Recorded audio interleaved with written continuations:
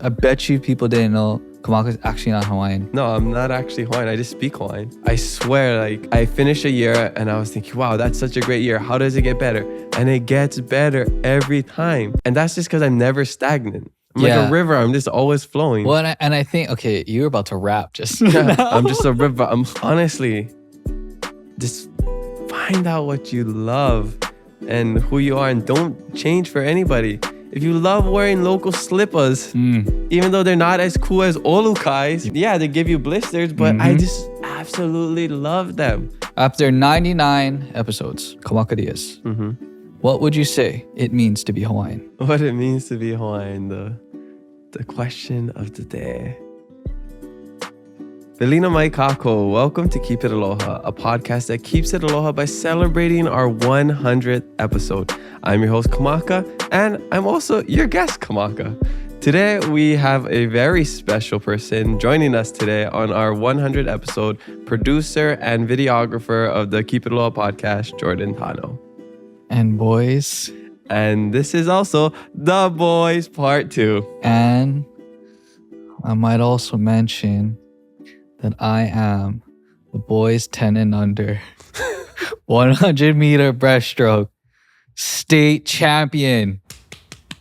Forgot to mention that I am a champion swimmer. I didn't give him a proper introduction. I almost came here with my 2 gold medals. Wow, participation for the boys medals, 10 right? and under 100 meter breaststroke. As you can see, he's a very impressive person.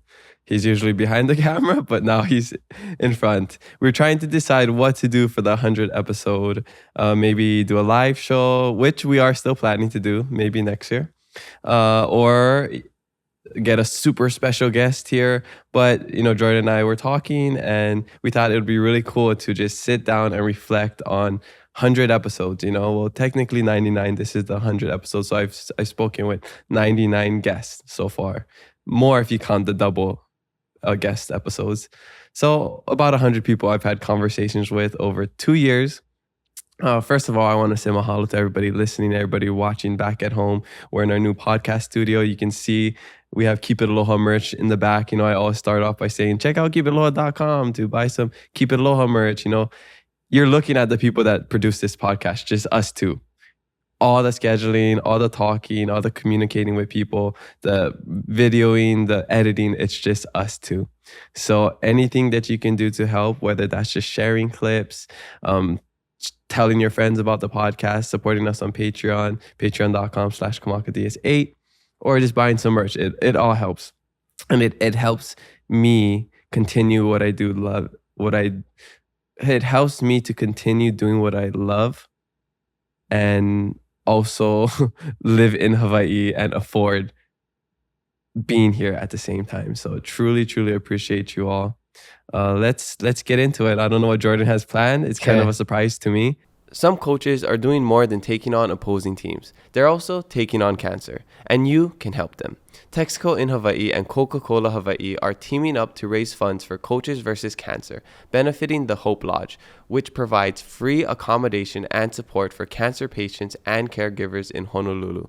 Buy any 28-ounce Powerade, 20 or 32-ounce vitamin water, or 700 milliliter smart water, and Texaco in Hawaii and Coca-Cola Hawaii will donate $1 from each purchase to Hope Lodge in Hawaii, up to $10,000 combined. Or make a cash donation of your choice at the pump or inside at the register. Join the team supporting Coaches vs. Cancer at Texaco. Immerse yourself in the underwater wonders of Hawaii's marine life with Hawaii Ocean Charter's hands-on guided snorkeling tours. Whether it's your first time falling in love with Waikiki or you're rediscovering its beauty just like me, there is no better way to see it than from the ocean. Personally, it was one of the best things I have done this year. I got to snorkel with some turtles and fishes, and I was able to catch the coolest sunset over the water. Conveniently located in Kaka'ako with online booking and live availability, finding the perfect day on the water couldn't be easier with them. Ride in style on their unique and well cared for power catamaran that offers all the amenities you need. Locally owned and operated, their friendly crew lives for sharing their love for the ocean with others. Sunset cruises, guided snorkeling tours, whale and dolphin watching, coastal sightseeing, and fireworks shows are among the tours their guests love the most. Use code KIA50 to get $50 off of your next charter. This first question is a Kamaka question, and you taught me this actually, because everyone normally opens up a conversation, where are you from and what do you do? But you ask, where are you at in life? Oh, I thought you were going to ask, where are you from, where you grad, what was it like growing up? Where are you at in life? And this is important because, well, first of all, we are now the F word. Took us a while. We are now friends. Oh, I baby Yeah. barfed. okay. I just tasted my shaka tea. Yeah. So we're friends now. So Wash it I know what you've been doing for the past 2 months. I think this is probably the most fruitful 2 months of your, let's say, influencer career. I know you don't like that word, but you know what I'm saying. Yeah. I mean, I do like being influential. I think because of what I do, I fall into the influencer category, which is fine because there's a lot of perks that come with it. So I don't mind it. But where I'm at in life, I think that's a great question that everybody should ask people more. So whether that's in business, even in relationships, I think it's a great question to start off any type of relationship or friendship. Where I'm at in life right now is the complete hustle stage, I think. I think right now, I thought like the race to 50K. I like to say I'm in race to 50K mode because that was the part of my life where I worked so hard every single day to pay off my student loan, which in fact was just me trying to accomplish a goal. So right now, I'd say I'm in that state of mind where I have all these amazing opportunities that's just coming my way. I'm working so hard. Barely have any free time to do anything, but I'm also not burning out, which is nice because I've learned in the past years how to avoid that. So anytime that I'm feeling like I'm doing too much, I'm always able to just like slow down, watch a TV show, go surf, work out, whatever I need to do to avoid that. So right now I would just, I'm just very blessed with these opportunities. I was on a game show a couple months ago in Georgia. He lost. That's coming. You don't know that. You gotta watch. He didn't win. You gotta. He would have told me if he won. I can't say anything. We signed the contract. He lost. But that's going to be coming out on Fox next year. So make sure you check it out. And then I was in Maui filming with Nickelodeon, which was really cool. Slime. Oh, wait, this is going to be the Thanksgiving episode. This comes out on Thanksgiving. Happy Thanksgiving, everybody. Next week, Thursday. Next week? No, 2 weeks. Wait, what's that? No. Thanksgiving. Oh, this is going to be before Thanksgiving. Thanksgiving. Yeah. Okay, sorry. It's not Thanksgiving. Almost Thanksgiving. Almost Thanksgiving. Happy 1 week out of Thanksgiving. Yes. But the Nickelodeon thing that I did where I talked to people who were affected by the Maui wildfires, that's going to be the Wednesday before Thanksgiving. So a week from now. But yeah, I'm just absolutely just grind mode. Really, I just felt like I feel like I set the foundation for everything in my life for the last couple of years, going all the way back to 2016 when I joined the Peace Corps, and everything that I've done, everything that I've learned, it's all coming to fruition. Like all the seeds were planted and now the fruits are just falling off the tree. Yeah. And this is in between like your weekly events. I feel like you have an event every weekend that you show up to. I get invited to things all the time. So what would you say? How do you book all these things, dude? Do they all come to you? Yeah, people message me, DM me. These things just keep coming up every week. It's like I have certain set things, like whether that's a meeting or a podcast that I schedule. And then there's these things that just pop up every week. So it's hard for me to schedule too far in advance because there's always things that pop up. And I'm a very go with the flow kind of person. So it's nice because of my schedule. I'm able to be flexible. Yeah. And move things around unless there's like a timeline for things. But yeah, it's just kind of just living in the moment. All in flow. All in flow. Yes. All in flow is our saying. Yeah, all in flow. But yeah, they do really come to you, huh? All these things. Yeah, I mean, just like abundant mindset. I just always believe good things are coming, and even if bad things happen, I just take it on the chin and keep going. And I guess that's a result Yeah. of you putting yourself out there. Like you're constantly on social media. I'm constantly on social media. I'm constantly showing up at events. You probably see me. I'm just like that random guy showing up everywhere. Because I just believe like when you put yourself out there, whether that's on social media or in person, people are going to see you. You're going to meet people. These opportunities are going to come. And if you're a good person to anyone, that's going to come back to you. But I never do things like thinking that something good has to come to me because of this. I'm just doing it and meeting people and going in with the best intentions, good hearts, lots of aloha. And, these things just happen. And Yeah, you're a professional show facer. Yeah, that's like my whole thing. Is showing up is something that's really important to me, even if it's just a quick pass by. These things that I get invited to, like if I don't have time, like I'll stop by before going to something else. I think that's just important. Just being involved in the community and showing that I support people. Yeah, you're like telling me that one time that you just want to be known as that person that's everywhere. Yeah. But I don't want to linger. I don't want to linger. Show up Yeah, you're the only guy that I've seen go to like 3 events, but for like 5 minutes per event. Yeah, I just don't like. I mean, first of all, I'm a homebody. I think people always they never guess this about me. They think I'm very extroverted. I'm more introverted, as in like I like my space. I like being alone. I love this podcast because it's one-on-one conversations.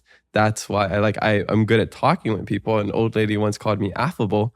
So I'm very easy to talk to, and I love listening and learning about people, but I don't like doing it in crowds. Like if I was at a big event, crowds, whatever, I would always gravitate just to one person and just have a individual conversation than like trying to have a group conversation. That's so funny. That reminds me of the boat.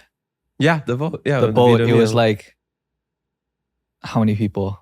15 people maybe. 20 people, and then we just found ourselves by ourselves. By the food. You usually find me by the food. I'm not afraid just to go. On the bottom of the boat, which is really no, but that's really interesting. Do you think a lot of people are like that? Like a lot of people that their jobs are to talk, that when they're away from their job, they're kind of just by themselves. Yeah, I think I realized that a lot of people are just normal people, and like you turn it on and off. For me, I get all my social interactions to work. So by the time that's done, I just want to go home and be by myself, catch up on messages, emails, and just like watch a TV show or something, or go surf. Which is super fascinating because you also, I feel like, invite everyone to everything. Well, I think life is better shared. And it's not just everyone, it's mainly the main circle. And then if people that I just meet and I have a connection with them and I think that they would enjoy something. But it's also just being part of like the collective. Like, we always say it's a kako thing. Just, hey, you want to come to this thing? Anybody's invited. Yeah, your entire family, I would say, is very... I don't know if that's a Hawaiian thing. I don't want to just say it's only Hawaiian because it might be other cultures, but that's a very obvious thing that whenever I'm with any of your family members, it's like, I mean, eating with you guys. I think everyone should experience eating with Kamaka and his siblings. Like, it's like... You want this? Dude, it's like you're 5 years old again and you're just like sharing everything, but it feels good. It's not like, you're being forced to share. It feels... I think there's an emotional feeling that happens. Like you feel really good. Maybe it's like the collective thing you're talking about. Well, see, the thing with being nice and, calling yourself a selfless person is it comes with a lot of self-interest. Doing nice things does things to yourself. I do good things because it makes me feel good. Like, yeah, giving something to somebody makes them feel good, but honestly, it just makes me feel so good when I'm able to give a shirt to somebody, or I have this connection and I get to share it with them and they get free, whatever it is. I love that. That makes me happy. That fills my cup. So, I mean, giving in a way is selfish. Yeah. Yeah. That's true. And then really just put yourself in spaces that encourage you to give, like surround yourself with other givers. Yeah. Because that's how I feel when I'm with you guys. I feel like I want to be a part of the collective. Like when I'm there, I'm like, here, take some of my rice. Yeah, Here, take some of my exactly. stuff. I have so much in life. I have way more than I need in life. And I get free things all the time from people sending me things and whatever. And like money, like I really don't care about money. I want money so I could give it away to people. It's true. This is factual. No, because there's a quote that says you make a living by what you get, but you make a life by what you give. And for me, I work hard so I can pay my rent, I can pay off my truck, I can make a living so that I could get by, but comfortably as well. But the life that I want to live is through, altruistic actions and, kindness and showing people aloha. And that's just truly genuine in who I am as a person. That's just innate. And were you always like this though? Yeah. Or did you grow into this? Even in high Kamaka? school, I would bring snacks to school just to give to people. You were a snacker. Just to share. You were a Because snacker. everything in life is better shared. And that's what I know. I live alone now and I realize like life is just better shared. Like I have all these things that are given to me and I don't have enough people to give them to. I have family and friends and whatever, but I'm just like, what am I gonna do with all of this? Just me, Kamaka. Like here, people take it, even like strangers. Like I was at Aloha and I got poi after volunteer day, and then somebody was just walking by and Uncle Dean gave me an extra bag. So I was walking to my car and these girls, these young girls that were volunteering, they're like, wow, you got poi, that's so awesome. I'm like, yeah, they sell poi every other Thursday. Here, have this bag. And they're like, no. Like, no, seriously, because it was given to me. So it was an extra and I didn't need it. So just give it. And that's just like the circle of aloha. Just giving. Mm. Like I don't need, you don't need anything in return. But Yeah. gratitude, honestly, just gratitude is all you need sometimes. Just a mahalo. Yeah. And so, okay, let's start with this and then we could talk about both of our perspectives on this because we're both by ourselves right now. Mm-hmm. And we talk about that sometimes about how life's better shared because we are both, I think, in our hustle phase and we work a lot. And so for all the people listening, Kamaka Dias, what is your relationship status?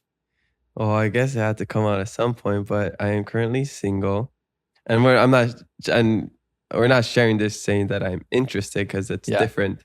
Because in the last couple months I've been going through a breakup, and it's not a bad breakup; it's a tough breakup because of life circumstances. I think I've mentioned Sierra's name multiple times on the podcast. If not, we'll bleep it. If it's totally fine because we're on great terms and we're really good friends. But it came down to future stuff like starting a family, and through my relationship with Sierra, it was amazing. And I speak openly to her and my family and friends about it. I guess this is going out public and on the internet now. We're getting vulnerable here. It just, I came to the realization that I don't think I want kids. And I think that was a really tough thing to accept and share, not only with my partner, but with my family and friends. Because especially in Hawaii, everybody starts a family and have kids. They like to have kids. But I just, over the past year, seen my family and friends have kids, and it just didn't seem fun to me. And I know I'm still young. I'm only 30. So I'm not in a rush. And we weren't in a rush. But to me, I know for sure what I want to do is hustle and focus on what I'm doing now. And a kid just doesn't add value to my life. I don't see how it would. And I already have like 7 nieces and nephews. So I had to make the tough decision to break off my relationship. And yeah, it was definitely the toughest breakup ever. But I'm just happy that we're able to, talk about it, and I'm really good at communication. So just very open about everything. And yeah, we're still good friends. I would say she's still one of my best friends. Yeah. Yeah, we have different opinions on this. Yeah. So you don't want to have kids ever. I think I've accepted that I would be okay if I didn't have a kid. Mm. The thing is, as men, we have the luxury of changing our mind whenever we want. Females, they have more of a biological clock, and in a way, men do. I don't know how the science behind it of your odds of having kids as you get older, but as men, I could have a kid when I'm 40, and there's probably less repercussions, or I don't know, like it's not as sketchy to have a kid when you're older as a male than it is as a female. And that's just something I didn't want to take away from my partner when I knew that she would be a great mother and that she wanted to have kids. Yeah, I think it was and everyone you share this to always says, number one, that's a very self-aware decision. And then number two, I think it's a super objective decision. It wasn't really emotion driven. It was just pure logic. Yeah. Which made the breakup easy and hard at the same time. Because it wasn't like, you did this to me, now I'm mad at you, now let's break up. Or I didn't like this about you, you didn't like this about me, let's fight. Because we never ever fought. I'm a peacemaker. I'm a 9 Enneagram. You just found this out recently. No, I found this out a long time ago. I was just asking you about it. And now he's just spitting. Because it's like, okay, how do you break up with somebody that you still love, that you enjoy their company, and nothing's really wrong? So, having to move out and live alone, I don't say it's an adjustment, because like for this, I don't think I'll ever stop loving somebody who's been such a big part of my life for the last year. But now I have to learn how to live alone. I don't need to say I have to learn to love myself again, because I feel like I already found that in, years ago in the Peace Corps. So it has nothing to do with self-worth or anything. It's just about a new period, a new chapter in my life where I'm learning how to live alone, differentiate loneliness from freedom, and choose the path that I want to go on, whether that is just being completely alone, dying alone, or having some sort of companionship while doing everything that I'm doing. But also not focusing on like starting a family. It's just not a priority in my life. So, and it's funny because we talk about all this openly, and I'm sure people are listening and they're like, what the heck? I had no idea this was all happening. There's a lot that happens under the iceberg. Yeah. Social media, you see 10% of people's lives. You see the highlights, the successes, the gold medals, but underneath the iceberg is the hardships, the breakups, the familial drama, like all these things that you have to go through that you don't want to share with people. And not that you're embarrassed or you don't want to be open about it. It's just people shouldn't know about certain things, your business. That's not for social media. That's for one-on-one conversations. If we're talking, we're grabbing food together, we're hanging out. That's when you share these things. So social media is just not a space for me to talk openly about how I'm going through a breakup, or my grandma's health is declining or something like that.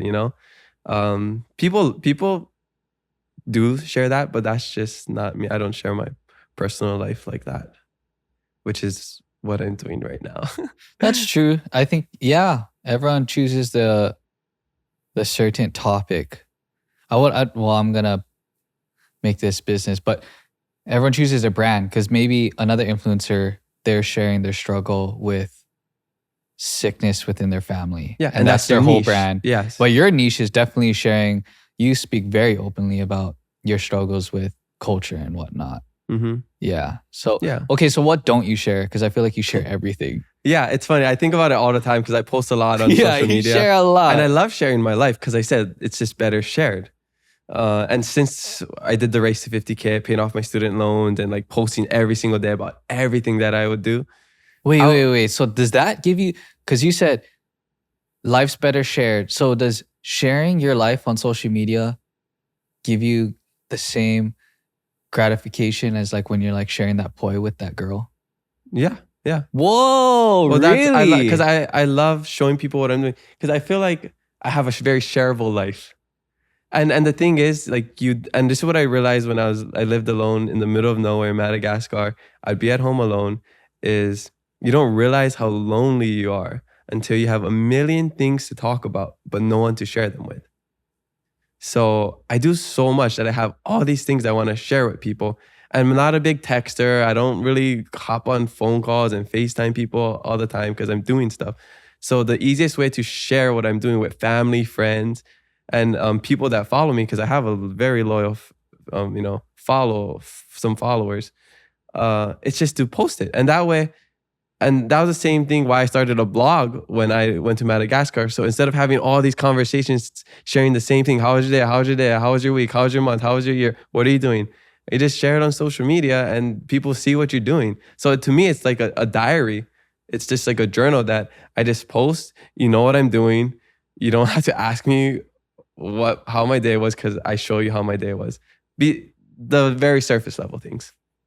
No, wow, that just blew my mind. Yeah. I wonder if that's a natural. I wonder if that's a natural reaction for us, because I just went through this the other day. I went to church. All these people talked to me at church, and then for some reason, we all have that feeling. We all have that same moment where we get back home from somewhere, and I feel like the best way I can describe it is you took in all this energy from other people. And then I just will dump it on whoever's at home. And it's not like I even want to conversate with them. I don't even want them to give me input. I just have this natural, I guess, feeling of I just need to dump it somewhere. Is that what you're saying? Is that what you're talking about? Yeah. And a lot of times I just want to talk about it. Like just get it out. Like you're saying, just dump it somewhere, and I dump it on social media. And sometimes I just have the greatest conversation with just random people that I've seen that day. And like, I'm like an over explainer. Like I'll just be like, okay, I'm going to go do this. And then we get started instead of just like, I'll be back. Like that's how I am. I like share everything. He definitely, yeah. That's just how I am, because I'm There'll just be so like used to three it. of us in here, and it's like we're all doing our own thing. And then, no, I think it's just you think out loud. Yeah, that's you think out loud. In that particular case, there's like three of us in here. Yeah. And me and Oz are doing our own thing. And then you're just like, I'm going to do this, then I'm going to do this. Then we're going to go play Smash. Yeah. It's like, hey, no one cares. Yeah. Like, just get it done. No one cares. Yeah. But that's the thing. You speak out loud, and if people want to listen, they'll listen. If not, just continue to live your life. Very true. Yeah. Okay. So you're single, for anyone wondering. No.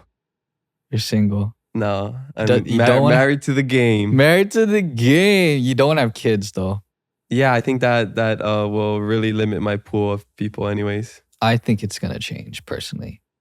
Yeah, people are saying it's going to change, but I can say this. In 5 years, I'll reevaluate my life. I'll see where I'm at. And then I'll change, because life happens so fast, and I grow. My life changes so quickly. I grow so fast, and the things in my life happen at like the growth that I get in my life every year is just exponential. I swear, like I finished a year and I was thinking, wow, that's such a great year. How does it get better? And it gets better every time. And that's just because I'm never stagnant. I'm like a river. I'm just always flowing. Well, and I think, okay, you were about to rap just now. I'm just a river.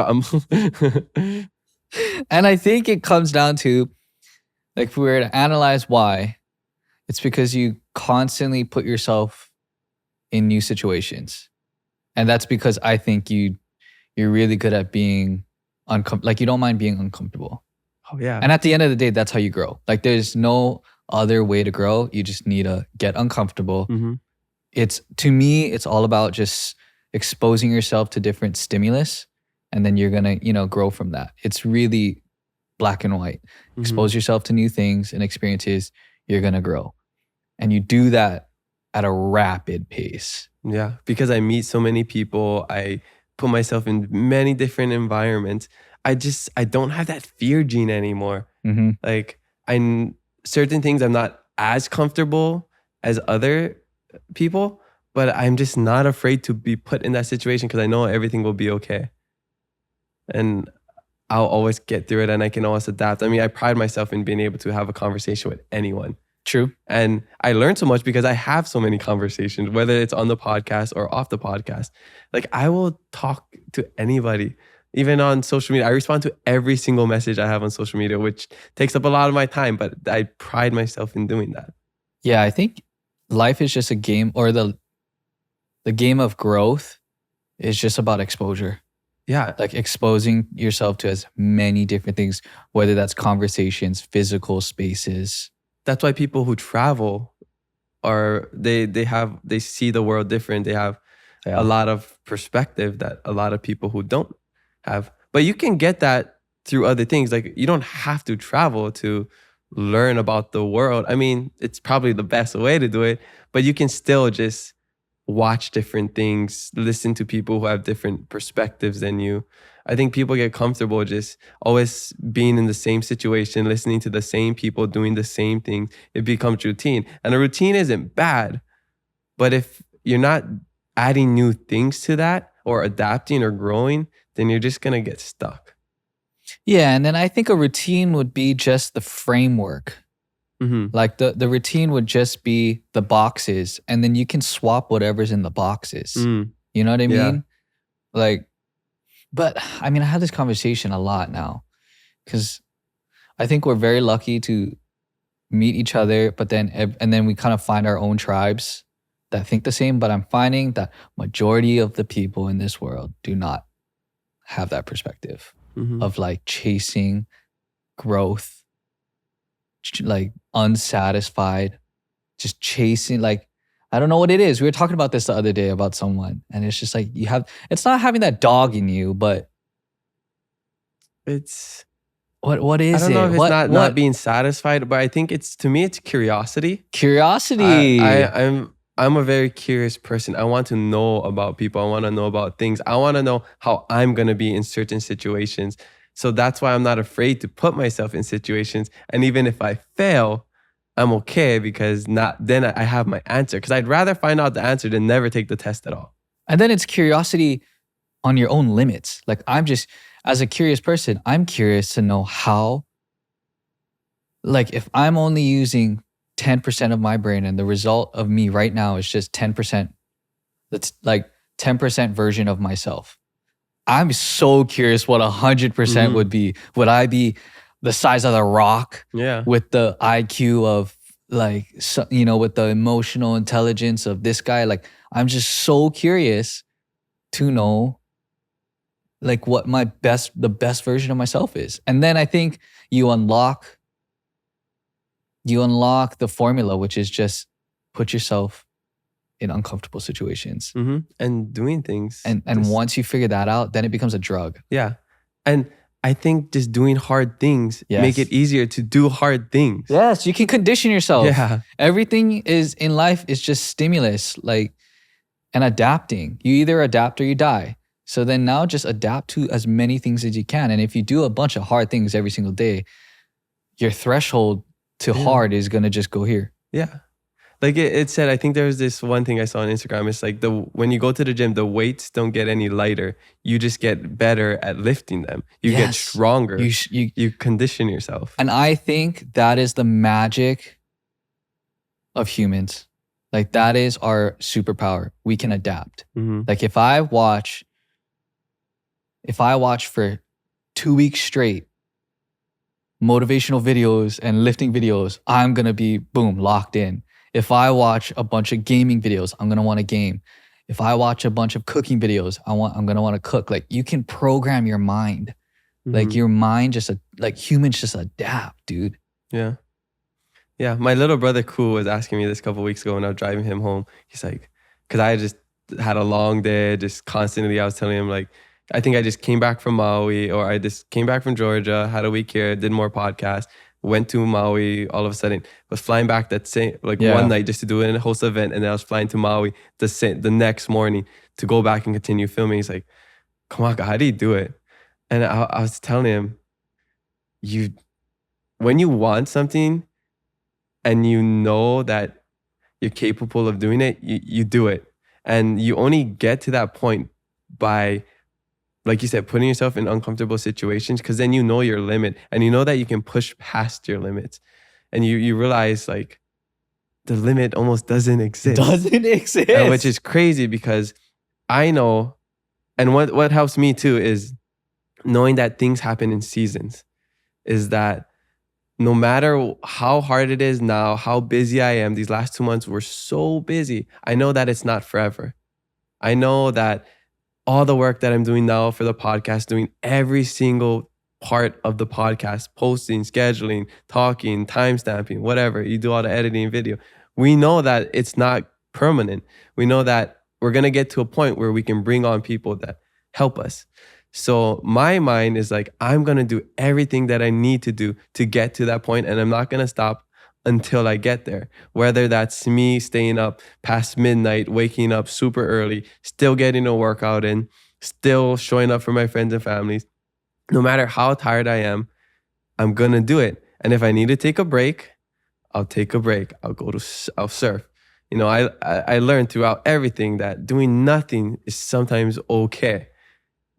Being okay with just, hey, I'm not going to work. I'm going to go do this. I'm going to go surf. I'm going to go play a video game. I'm going to watch a TV show. To me, that's rewarding. And it helps with my mental as well, because I work all the time and I need distractions to stop me from working, because there's always stuff to do all the time. I have 2 businesses, Hawaiiverse. I'm part of Mahalo Shoots. I do the podcast basically full time with you. I have all these side quests that I'm always doing. I work part-time as a Peace Corps recruiter at UH. Where do you even find the free time in that? But I do.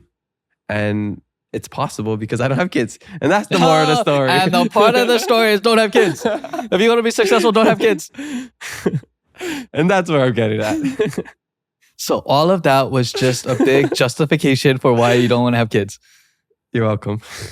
Yeah. And it's like, for me, one mindset I always go to is, this is what I wished for. Mm-hmm. You asked for it. You asked for it. Like, whatever the goal is, like whether it's you wanted to be successful financially, or in my case, I just want to be the best version of myself. Well, the best version of myself is someone that can endure hard things. This is what hard feels like. Yeah. And I think being aware of that and taking accountability is huge, because we could say, oh, we're so busy. Life is so hard. But we put ourselves in this situation. Yeah. It's busy because we allow it to be busy. We allow it to be hard. I don't go to the gym and start complaining, oh, this workout is so hard. It sucks. Why am I here? It's here because I want to be better. It's because I want my body to be in the best shape. Yeah. I want to live longer. I want to be able to do things and be in condition for it, so that I don't have to, be out of shape and make it harder on myself when I get older.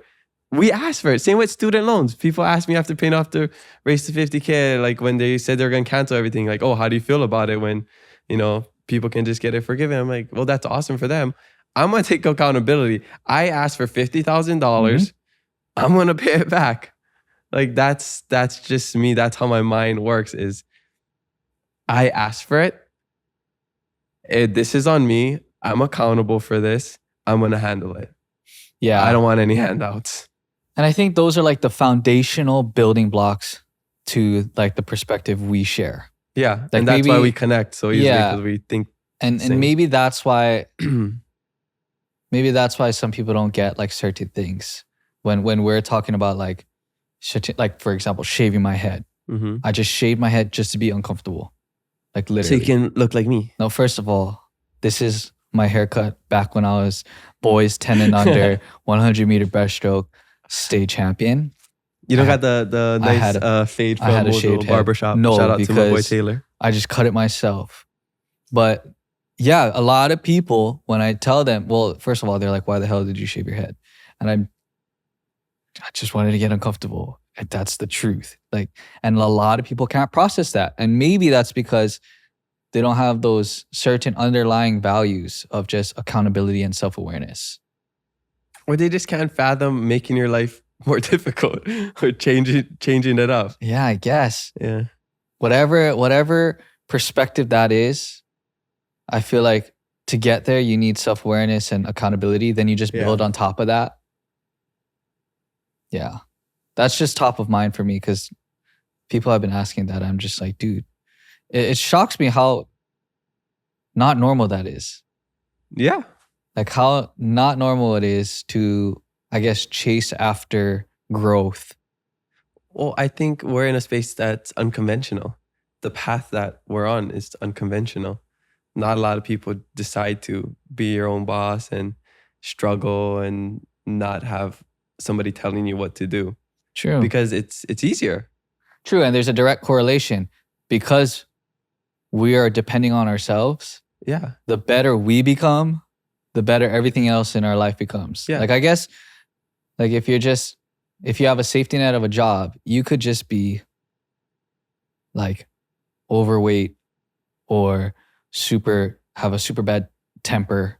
Like you could be the worst version of yourself, but still get your paycheck and still make it in life. But I think as entrepreneurs, You don't work, you don't get paid. like, yeah. And if you're not a good person, like everything goes back to whatever goal. Like you being the best version of yourself will improve everything in your life. And that's true. And that's why I like to stay in shape, because what if opportunities for modeling comes up?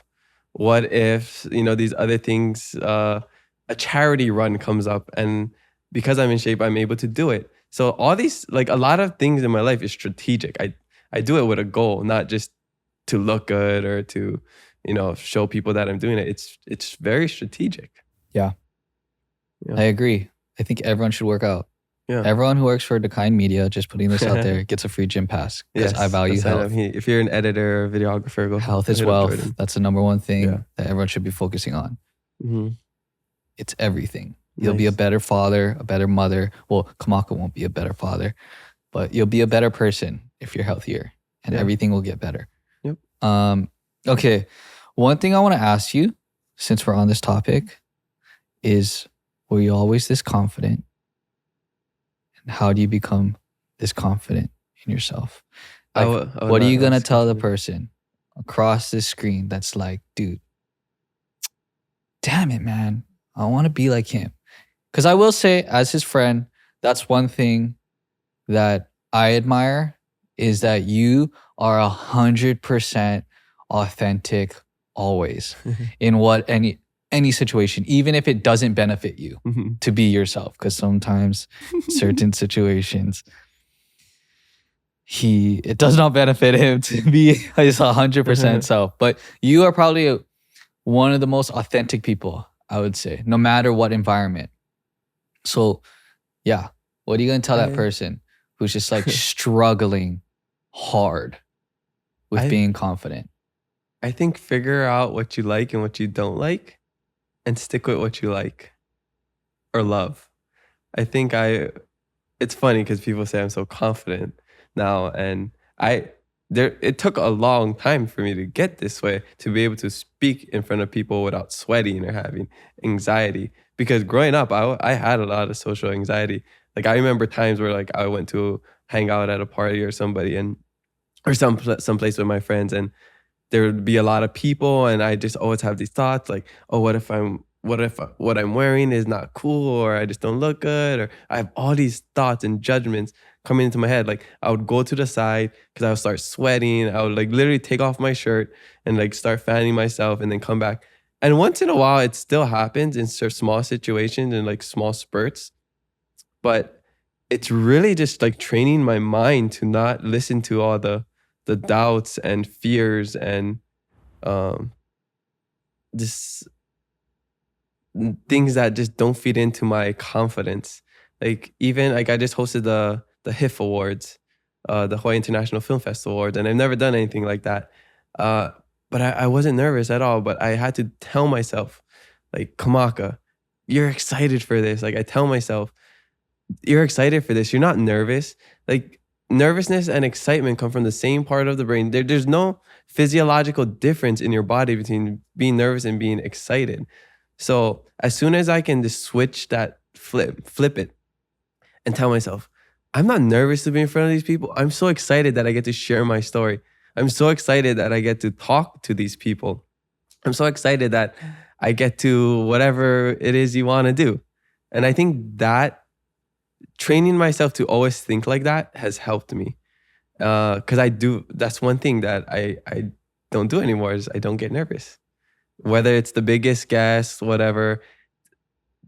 Rare occasions. Rare I do. occasions that we cannot speak about. Some But occasions. for the most part, 90%. 90%. Yeah, because it's some things that'll just come at you randomly and you're just not prepared. Ask him about this. Next time you see Kamaka on the street, ask him, what is that one situation you did get nervous that you talked about on that episode? And maybe he'll tell you off the pod. But it's honestly just going through those things. I always say you got to go through it to grow through it.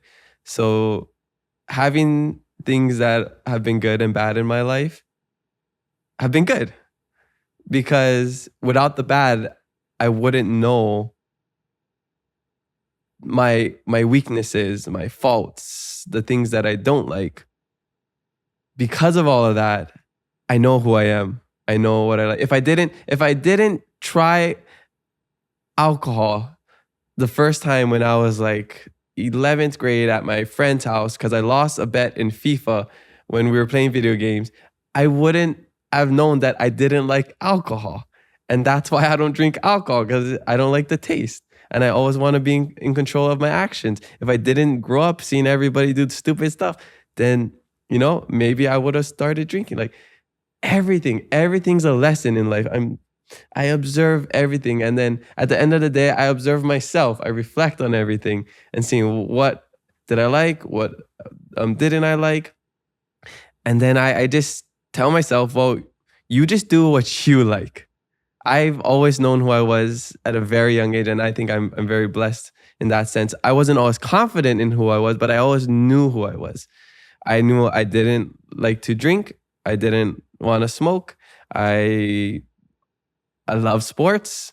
I loved video games and cartoons growing up. I love competition.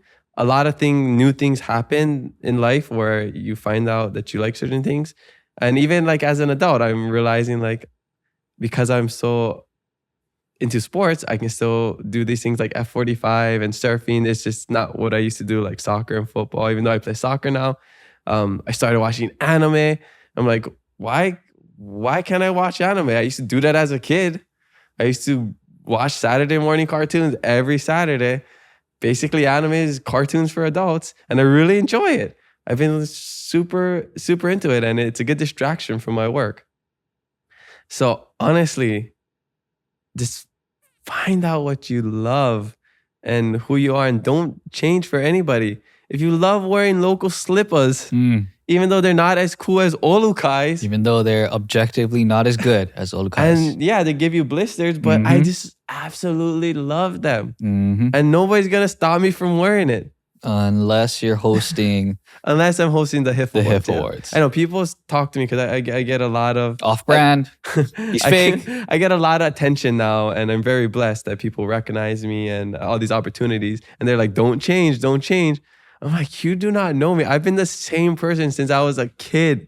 You could ask anybody. Nothing's going to change me. No amount of money or fame is going to change me. I'm going to be the same Hilo boy with local slippers that loves doing whatever he loves to do and makes jokes at good times, bad times, whatever it is. But that's just who I am.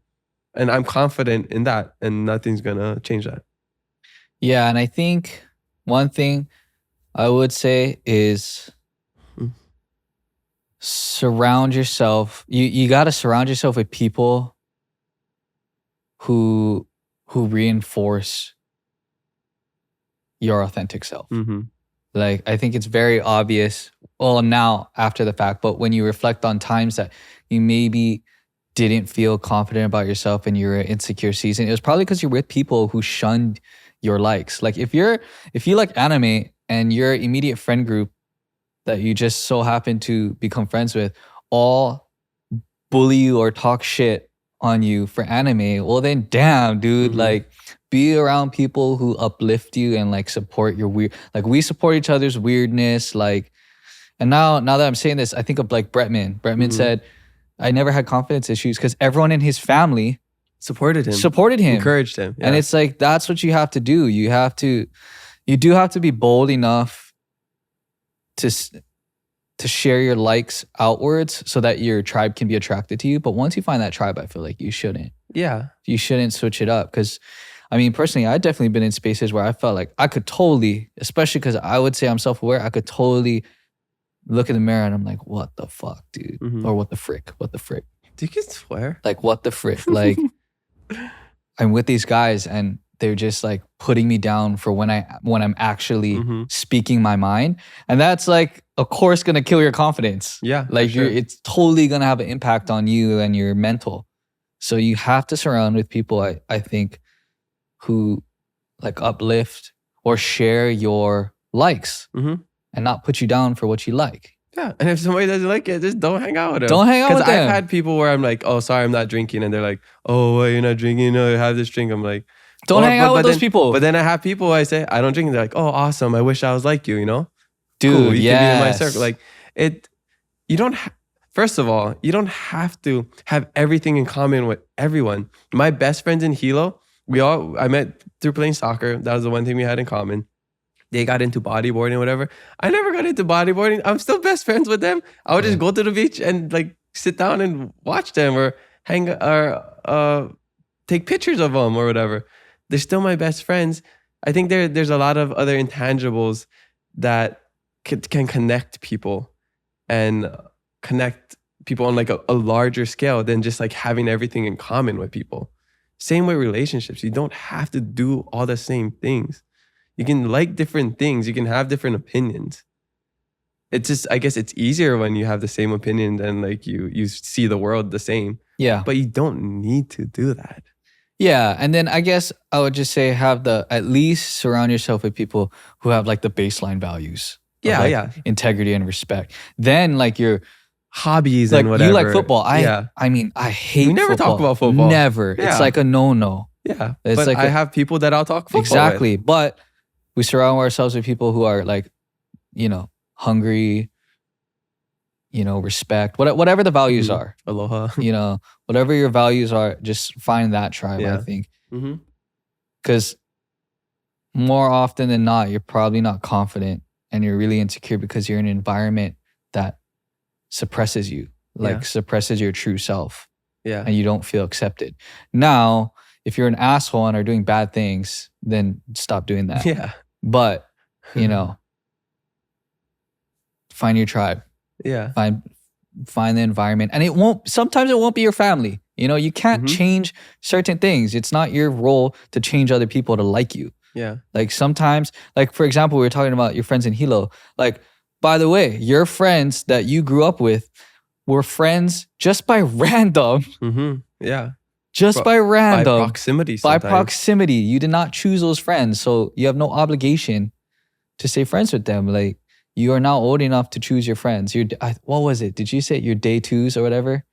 I don't think Who said that quote? Your day twos. Maybe like your day ones aren't, your day twos or what's more important, are more important than your day ones. Because your day ones were just, I'm butchering this, but your day ones was just because of proximity. Yeah. Just by random, Johnny next to me was my neighbor and he was my friend, you know.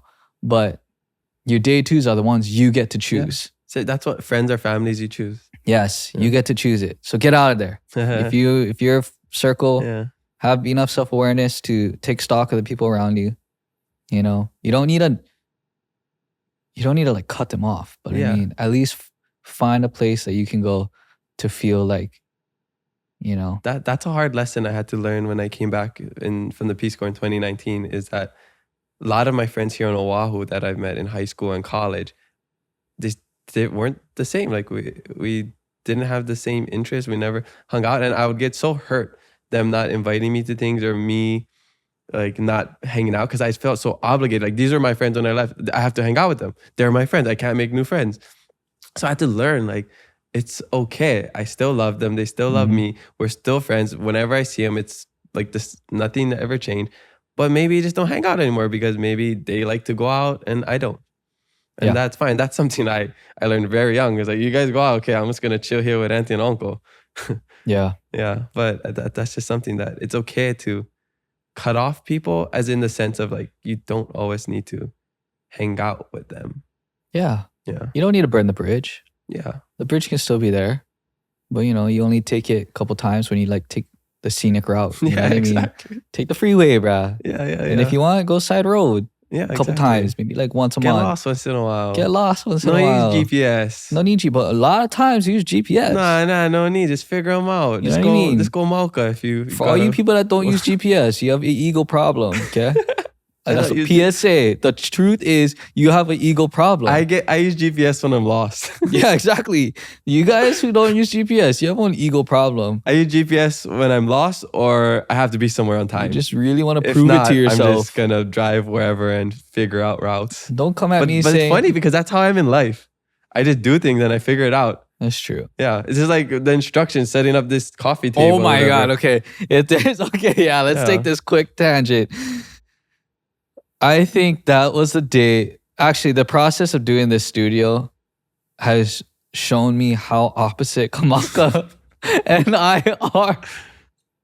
Like, and the best example is I'm the type of person. Okay, this is Jordan speaking. If you're not watching this, they know my voice. They know my sweet, soothing voice. I'm the type of person that when I get a piece of furniture, I unbox it nicely, you know, maybe not even rip the box. They open it up nicely because I might return it. You know what I mean? I'll put all my pieces aside, make sure I have everything, start to open the book, the instruction book. Then there's Kamaka who just goes and just throws everything on the ground, like everywhere. And then just starts ripping everything open. Things are like going everywhere. And he's just... It's organized mess. No. And look at this. Perfect. Yeah. And by the way, we had to like put a little stub because it was like that's slanted. That's manufacturer problems, not me. But it's true. And guess what? That's a good life lesson. Both achieved, goal. the same goal. Or result, I guess. The same result. Both achieve the same result. No one's right or wrong. Mm-hmm. I mean, that's literally being open-minded. It's a life lesson. It's a life lesson that both can get. The path might differ, but as long as you get to the top of the mountain, shoot. High five to you. Okay. Yeah. We got about maybe like 10 minutes until shishi break. Okay. It's coming at me. This last personal one, because after the shishi break, we can talk about your 100th episode. Yeah. Okay. So this is... I didn't know this was going to be so much about me. This is the last personal Just question. airing out my dirty laundry. My last personal question I have for you, because again, I am your friend, so I know this about you. Well, how many languages? You're the only friend that I pay. Well, let's not to be my friend. Say that on air. Let's not say that here. We can cut that out. While it's being recorded. People are going to think I only show up to get paid, which is why I do show up. You speak how many languages? Well, I mean, fluently, I would say Hawaiian and English. Under that would be Malagasy, and then under that would be Spanish. Okay, so and then what? Well, I mean, I guess Pidgin is... I can count in French. Damn, I thought you were gonna come out with another one that I didn't know. Like, and Maori, but then you said Pidgin. No, I can just... We have to learn French numbers in Madagascar. Okay. So my personal opinion is being bilingual, you're literally smarter than ever, because to be honest, growing up, I was a very American.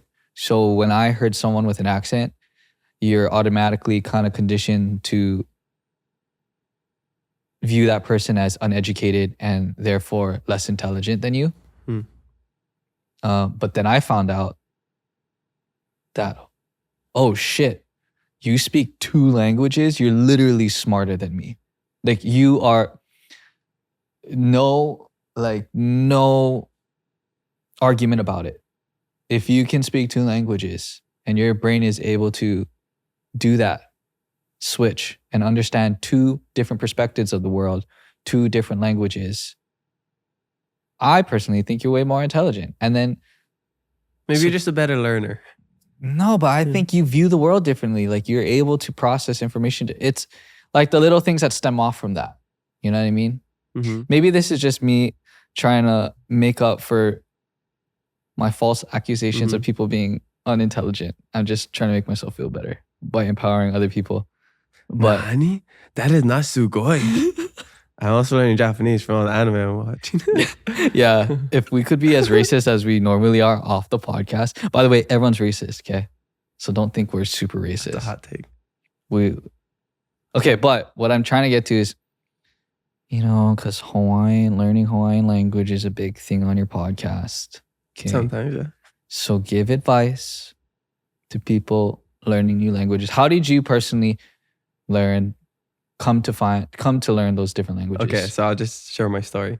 So I grew up speaking Hawaiian. That's my first language. My dad only speaks Hawaiian to this day.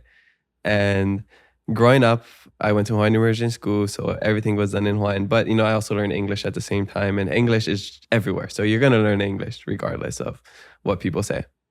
That was always the downfall of Hawaiian, that people thought, Hawaiian immersion schools, they're thinking, you're not going to be super good at English. But, I host a podcast in English, and I think we did Hooked on Phonics at one point. And I learned a lot from reading the subtitles in video games, like the role-playing games, like Pokemon and like Final Fantasy, Kingdom Hearts. So I learned a lot of English through that.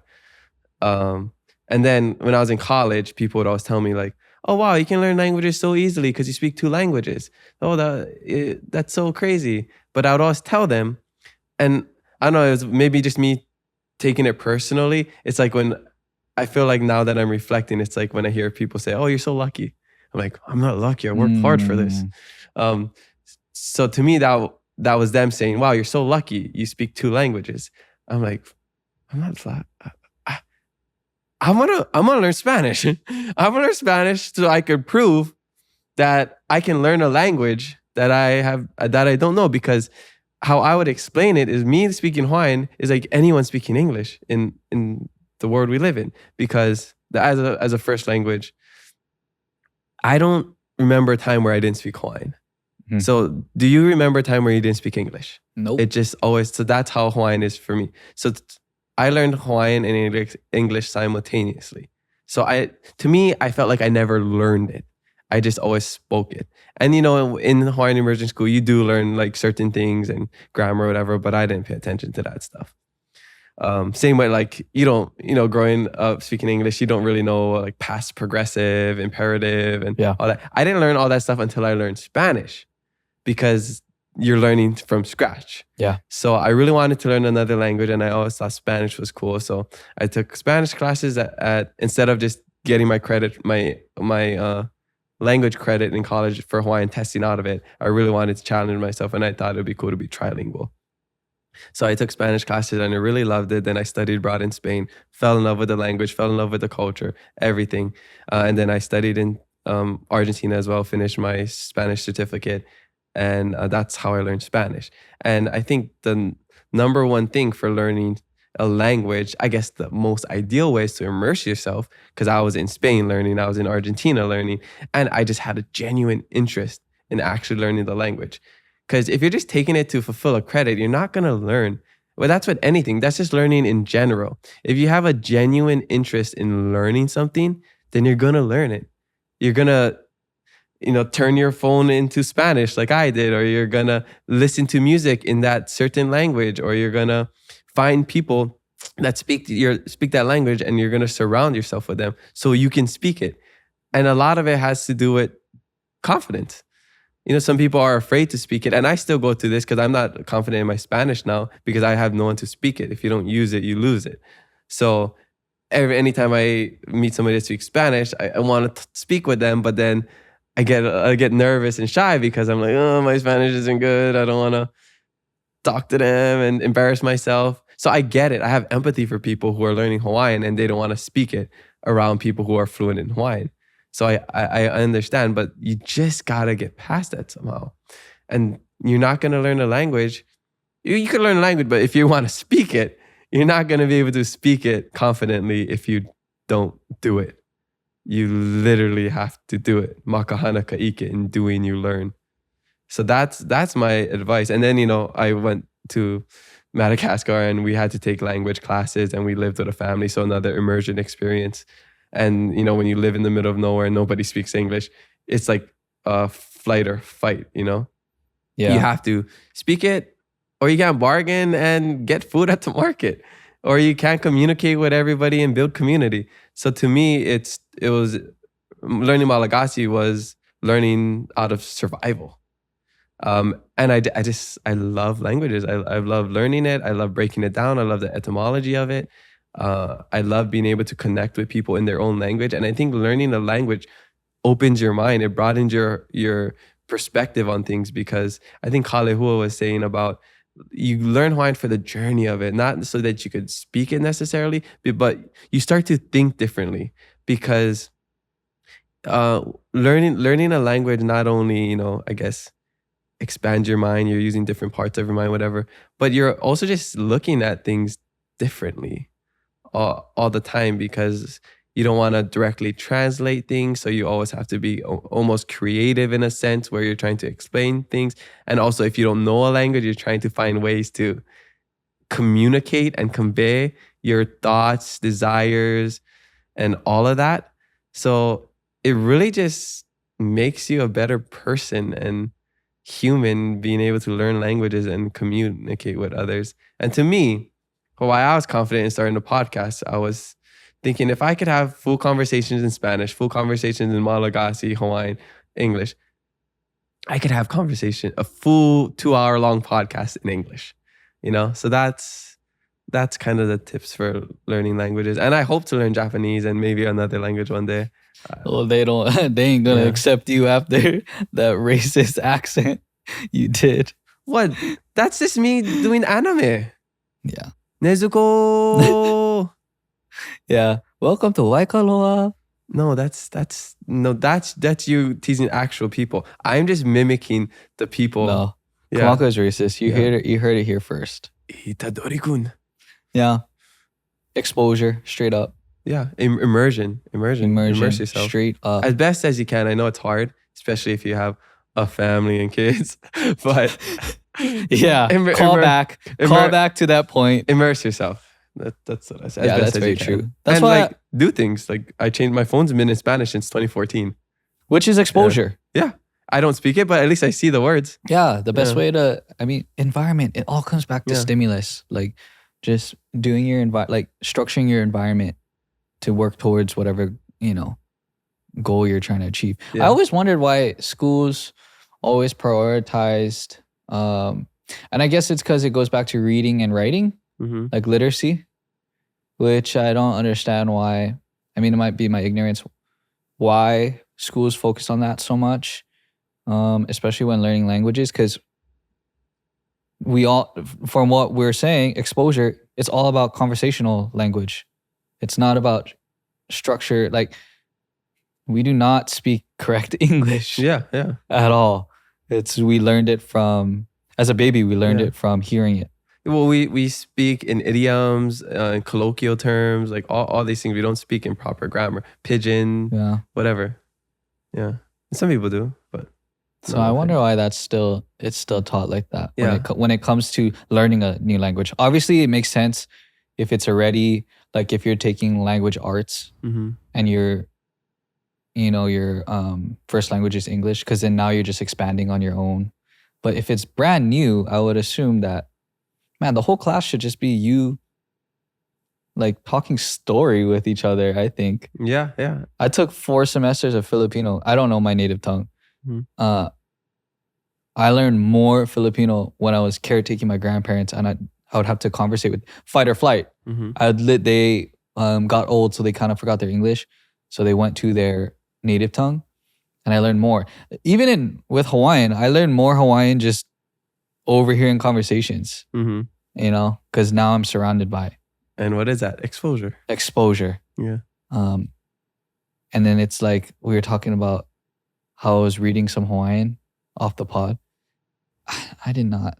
I just learned that from school, elementary school, like being exposed to it, and then being exposed in this state to Hawaiian. Yeah. They should be teaching. They shouldn't mandate Hawaiian in schools. It is because they always have options for Spanish, French, whatever. But I mean, it would make sense to mandate Hawaiian in the state of Hawaii. You might not know this because you went to immersion school. Yeah. Okay. We had to learn Latin and Chinese. We learned in elementary school. You learn Hawaiian. You have a Hawaiian class. All the schools?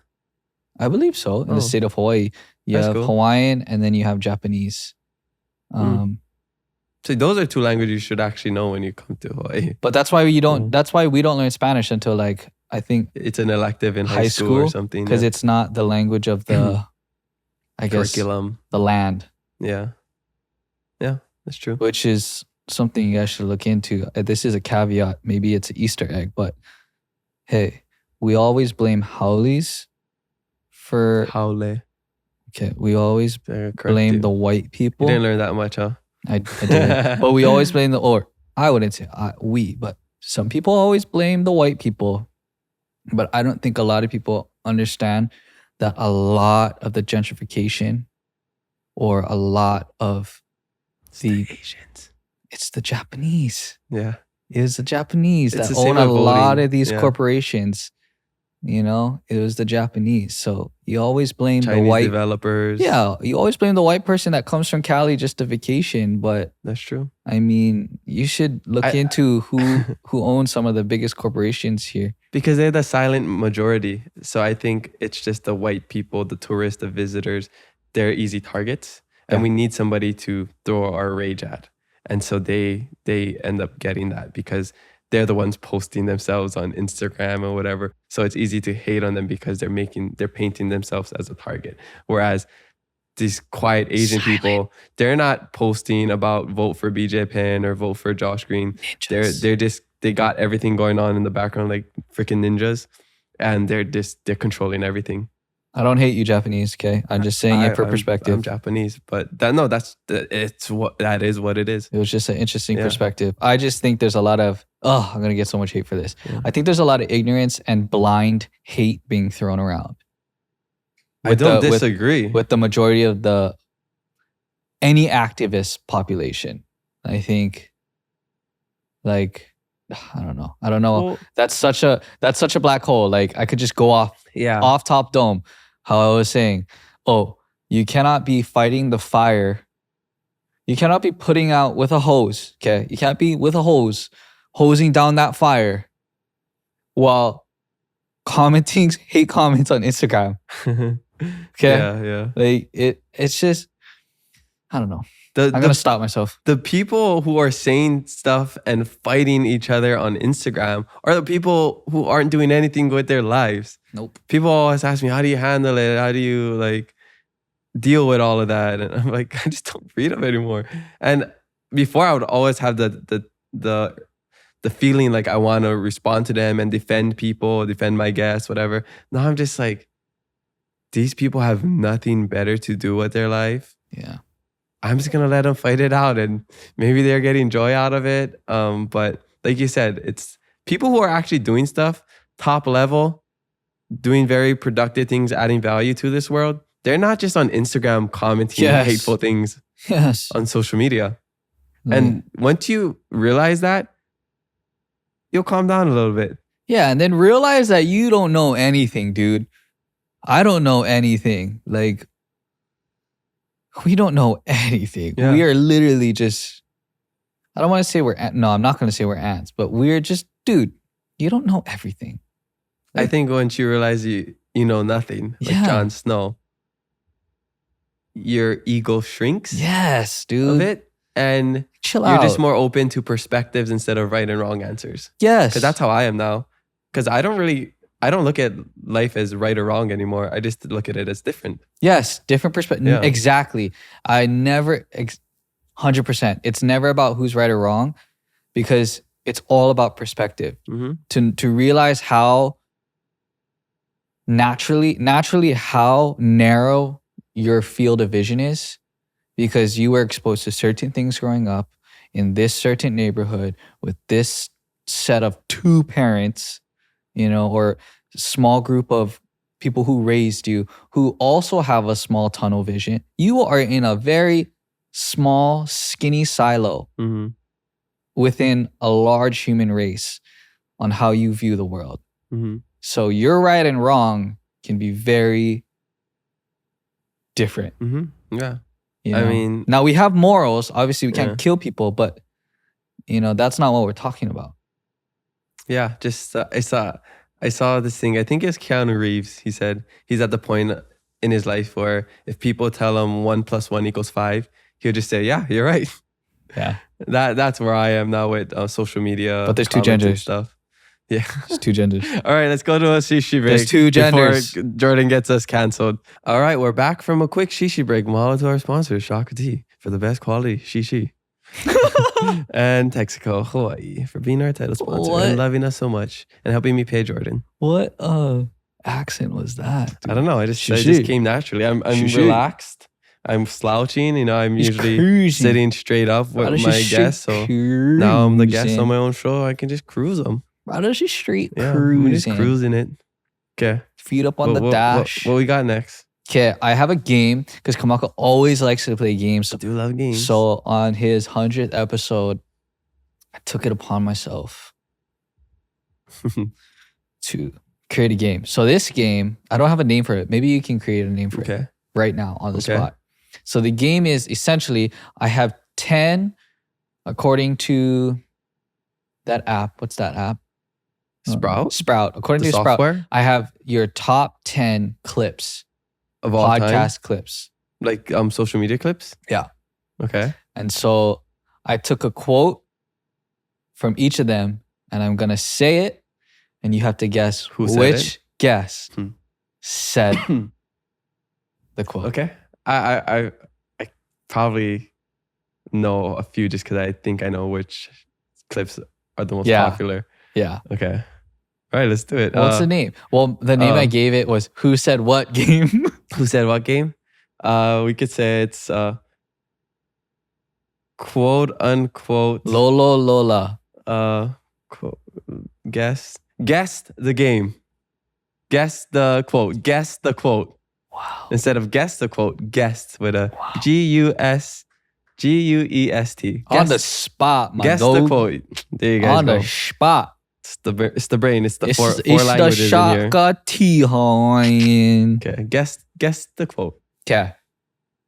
Number one, as the sirens are in the back. I don't think people can hear. Okay. This one's going to be easy. Okay. That's what they did on the Ahupua'a, right? We never sold anything. We shared everything. That's Aloha. Oh, what? I mean, I have a. My first guess, just because talking about Aupua, is maybe Daniel Anthony, but I don't remember talking about that stuff with him. I talked about Ahupua'a. I remember talking about like an Ahupua'a reference with Ilimale McFarlane. I said like we're like a modern day Ahupua'a, but I said that. Can you read the quote again? That's what they did on the Ahupua'a, right? We never sold anything. We shared everything. That's Aloha. Dang. And I mean, maybe Kalehua Crew? What? Or that's not what we did. We sold everything. Dude, Jeez. this is so fun. What? I don't remember anybody saying that. Was it like a really Hawaiian? Do you want a guess? hint? Do you want a hint? What's Okay, maybe you can have hints. Yeah, give me hints. This is your most viewed clip. Oh, wait. Lanai? Yes. He didn't say Aupua, did he? He did.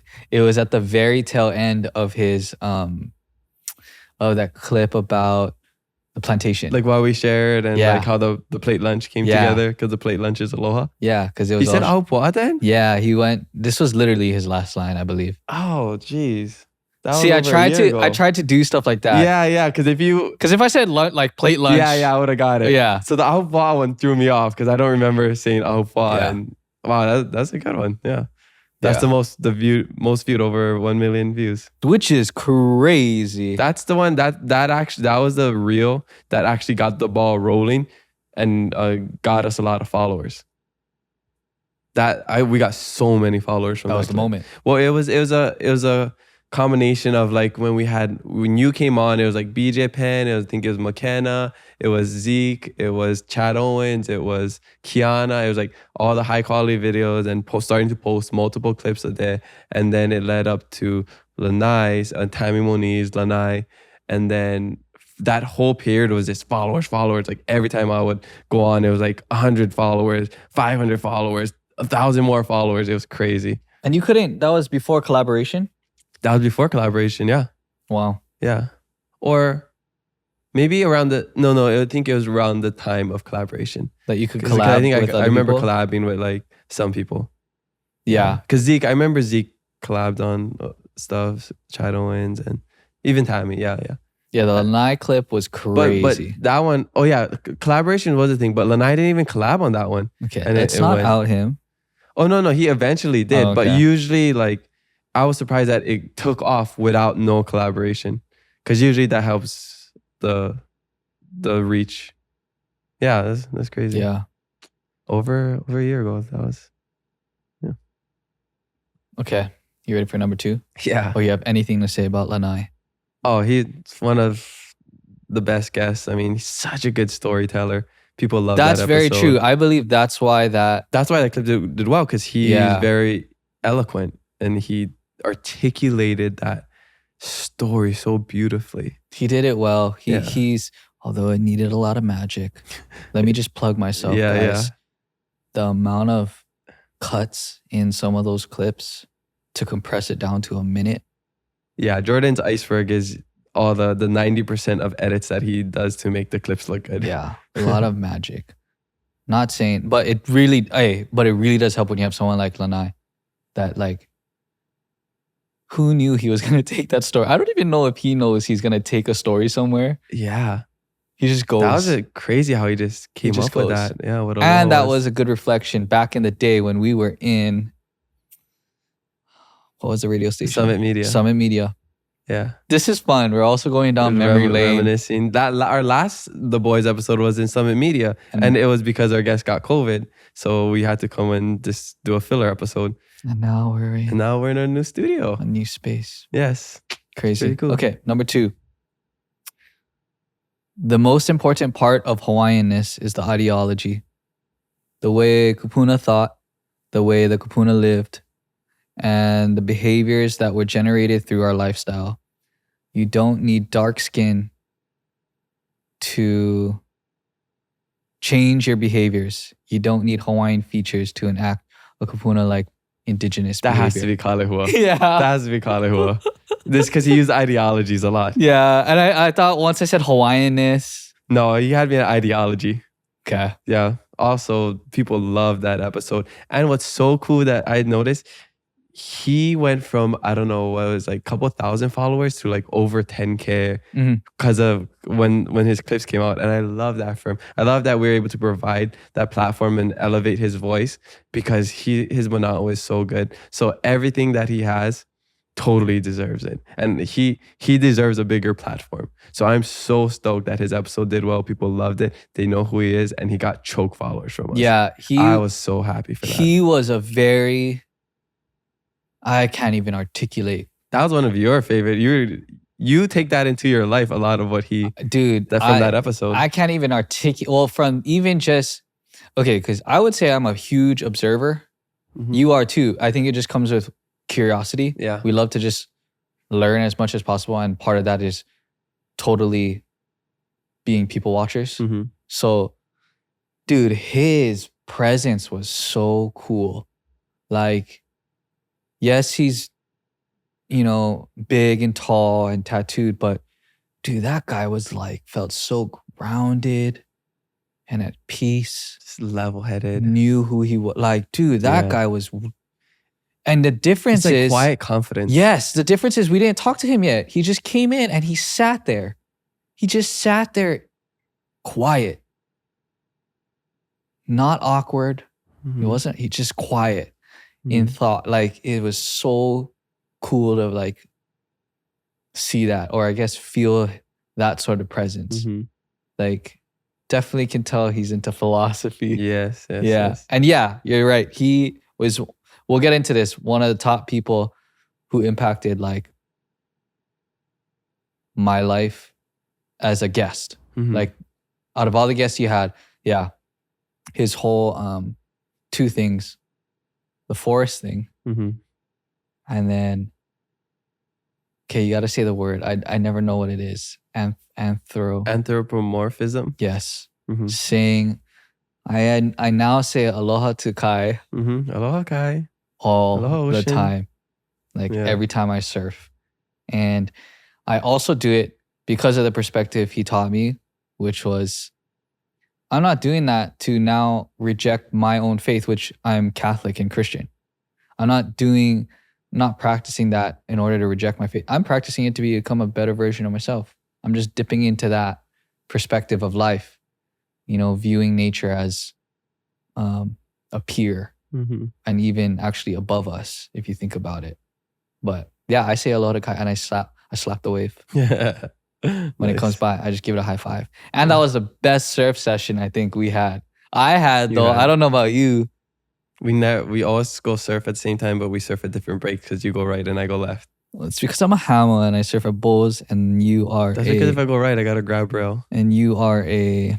I don't want to say the word, Kook. but you go to a certain spot. You get scared. You say, "Let's go surf bowls," and then don't surf bowls. Well, I guess I gotta go right. Yeah, I'll get better. I gotta be uncomfortable over there. But yes, we will get into the guest that impacted you the most Okay. later. But I'm sure he's on your list too. Yeah. Is yeah, he? In some way. Well, at least a quote, I know for sure. Okay. Number 3. Where are you bringing your aloha? To a bar? To pick up chicks? To a surf rink that's already too crowded? I've never seen anybody get beat up in a lo'i. Arada Sam Sam Potter. Potter. Sam Potter. Sam Potter, which is so cool because that was the first time we actually hung out with Sam, or I actually talked to him like that. And we became super tight just from that episode. And after that episode, we went out to eat. We went out to eat. That same day, I found out we got a title sponsor from Texaco. So we went out to Rigo, this really nice restaurant, and I treated everybody.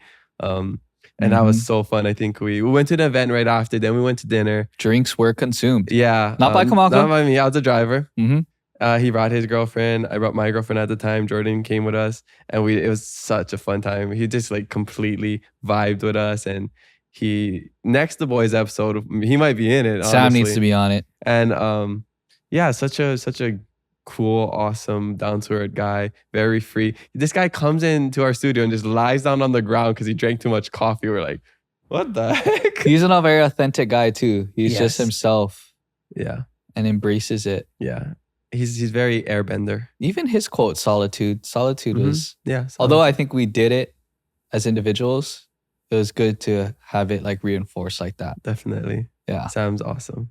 Yes, that was indeed Sam. Yeah. Which, by the way, that clip went. Yeah. Well, he Boom. put in some work with that. Yeah. He added some B-roll. He's and a stuff. filmmaker. Yeah, you could tell. Yes, that was Sam Pa'a. Shout out Yeah. Sam Pa'a. Nice. Sam Pa'a. Shout out to you, Sam. Number 4, you can't formulate your representation to people. I don't feel the pressure because I just am. I'm a non-Kanaka kid that grew up in Hawaii. Oh, Bretman. Yeah. Nice. Oh, give it away. Oh, I it's feel a like in the non-Kanaka. It's a non-Kanaka. shoot. I feel like in No, the beginning you At didn't first I know. was like, what? Who is this? Yeah. Yes, Bretman. Bretman. This came from his representation clip. Like that Do one. you feel pressured to Yeah. represent? Yeah. I was very surprised. I was very impressed by Bretman because I never really followed Bretman until he came on the podcast. I knew, of course, who he was. But I started watching his TV show and following him. And man, that is a very authentic, genuine person. True to himself. Very down to earth. I thought he was going to be a lot more sarcastic Mhm. on the podcast, but he gave very in-depth answers with, his own Bretman sarcasm and sass. He was on camera. Which I love. But yeah, I was just very impressed by Bretman. And I'm such a big fan now. I was honored to go to his birthday party a couple months ago. Yeah, I guess he was impeccable with his word because he said, you and Sarah got to come to the birthday party next time. And he followed up. And yeah, he also sent me a book when his book was released. So we don't really have like a friendship. Like we don't hang out or talk or whatever, but we're connected through the podcast, and that's a pretty cool connection that we have. And I'm honored that he gave me that space and let me talk stories with him and invited me to his birthday, sent me a book, whatever. Yeah, I just somebody with such big fame and success from Hawaii, even though he's not Hawaiian, that is so grounded and just themselves and doesn't care what anybody ever thinks. I think that's just so cool. Yeah. So I'm a big fan of Brett. He's probably one of your most notable guests. He is the most notable guest. People, that's why it's pinned to the top. That's the reel. one that everyone and they're like, oh wow, you had Bremen on your podcast. I have to say that's like one of the ones I think made it legit. Like made it definitely helped. legit. Yeah. Like on top of all the ones he stacked. Yeah. Yeah. Bretman, definitely. Even at that time too. Yes, we had like just fire guests back to back. It was around the time where Lanai and everybody. I think Bretman was a little after. Okay. Maybe before. After, I think. That was number 4. All right. 5. I fought and ran every day because the way I look. My dad is Hawaiian, but my mom is a haole lady from Canada. Is that Kelly Boy? Mm-hmm. Kelly Boy de Lima from Kopena, the legend Kelly Boy. Yeah. That was a fun episode. Because I didn't know too much about him. I just knew the songs growing up. And those clips actually went really viral on TikTok. Yep. That's where this one's from. Okay, yeah. It's funny how some clips do better on certain platforms. I don't know why. I don't understand the algorithm. But yeah, Kelly Boy. It was so cool that he shared all of that because so many people could relate to that. So And to know that coming from a legend like that who's performed in front of millions of people, who's now an icon, you know what I mean? went through the same struggles. And that's the goal of the podcast, is to be relatable to people. I think people like me as a host, honestly, because I'm relatable to people. I'm a local boy who wears slippers, but also an influencer, I guess, but also speaks Hawaiian, also traveled. So like watches anime now, you know. My goal is just to be the most relatable person. And I think that's why people love the podcast, is because I bring on all these guests and they can just relate to them, no matter what their background is. Yeah. Shout out Kelly Boy. Kelly Boy, Uncle Kelly Boy. That was a big one. Yeah, he came through for the Iam Tongi video too. Yeah. He's the first one that sent it in. Ooh. Yeah. Okay, 6.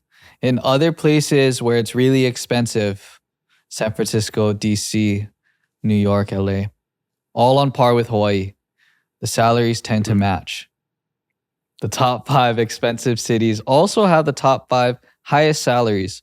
Hawaii is in the top 5, but is the 78th when it comes to salaries. Kanielaing. Mm-hmm. That was a good one. I really enjoyed talking with him. Because it was like I was talking to a politician, but also kind of like... On Kanak. Yeah, a Kanak. So we were able to connect a little bit differently than if I were talking to like Keith Amemia, which I really enjoyed Keith. I really enjoyed meeting liked Keith. Yeah, Keith was solid. I don't know if I voted for him.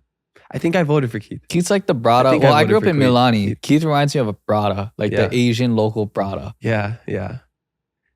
So that was Kaniela. That was a good episode. People really loved his clip. Because he's a controversial people because he says what's on his mind and he goes against the grain. I mean, like the stuff with his kid and standing up at the school play and whatever. But I respect that. I respect that because he's not afraid to speak his mind, to live his true, authentic self, even if it comes with backlash. So anybody who does that, I respect. Yeah, I know the quote is really overused nowadays and it's kind of cringy. But the fact of like real, recognize real, and you appreciate it.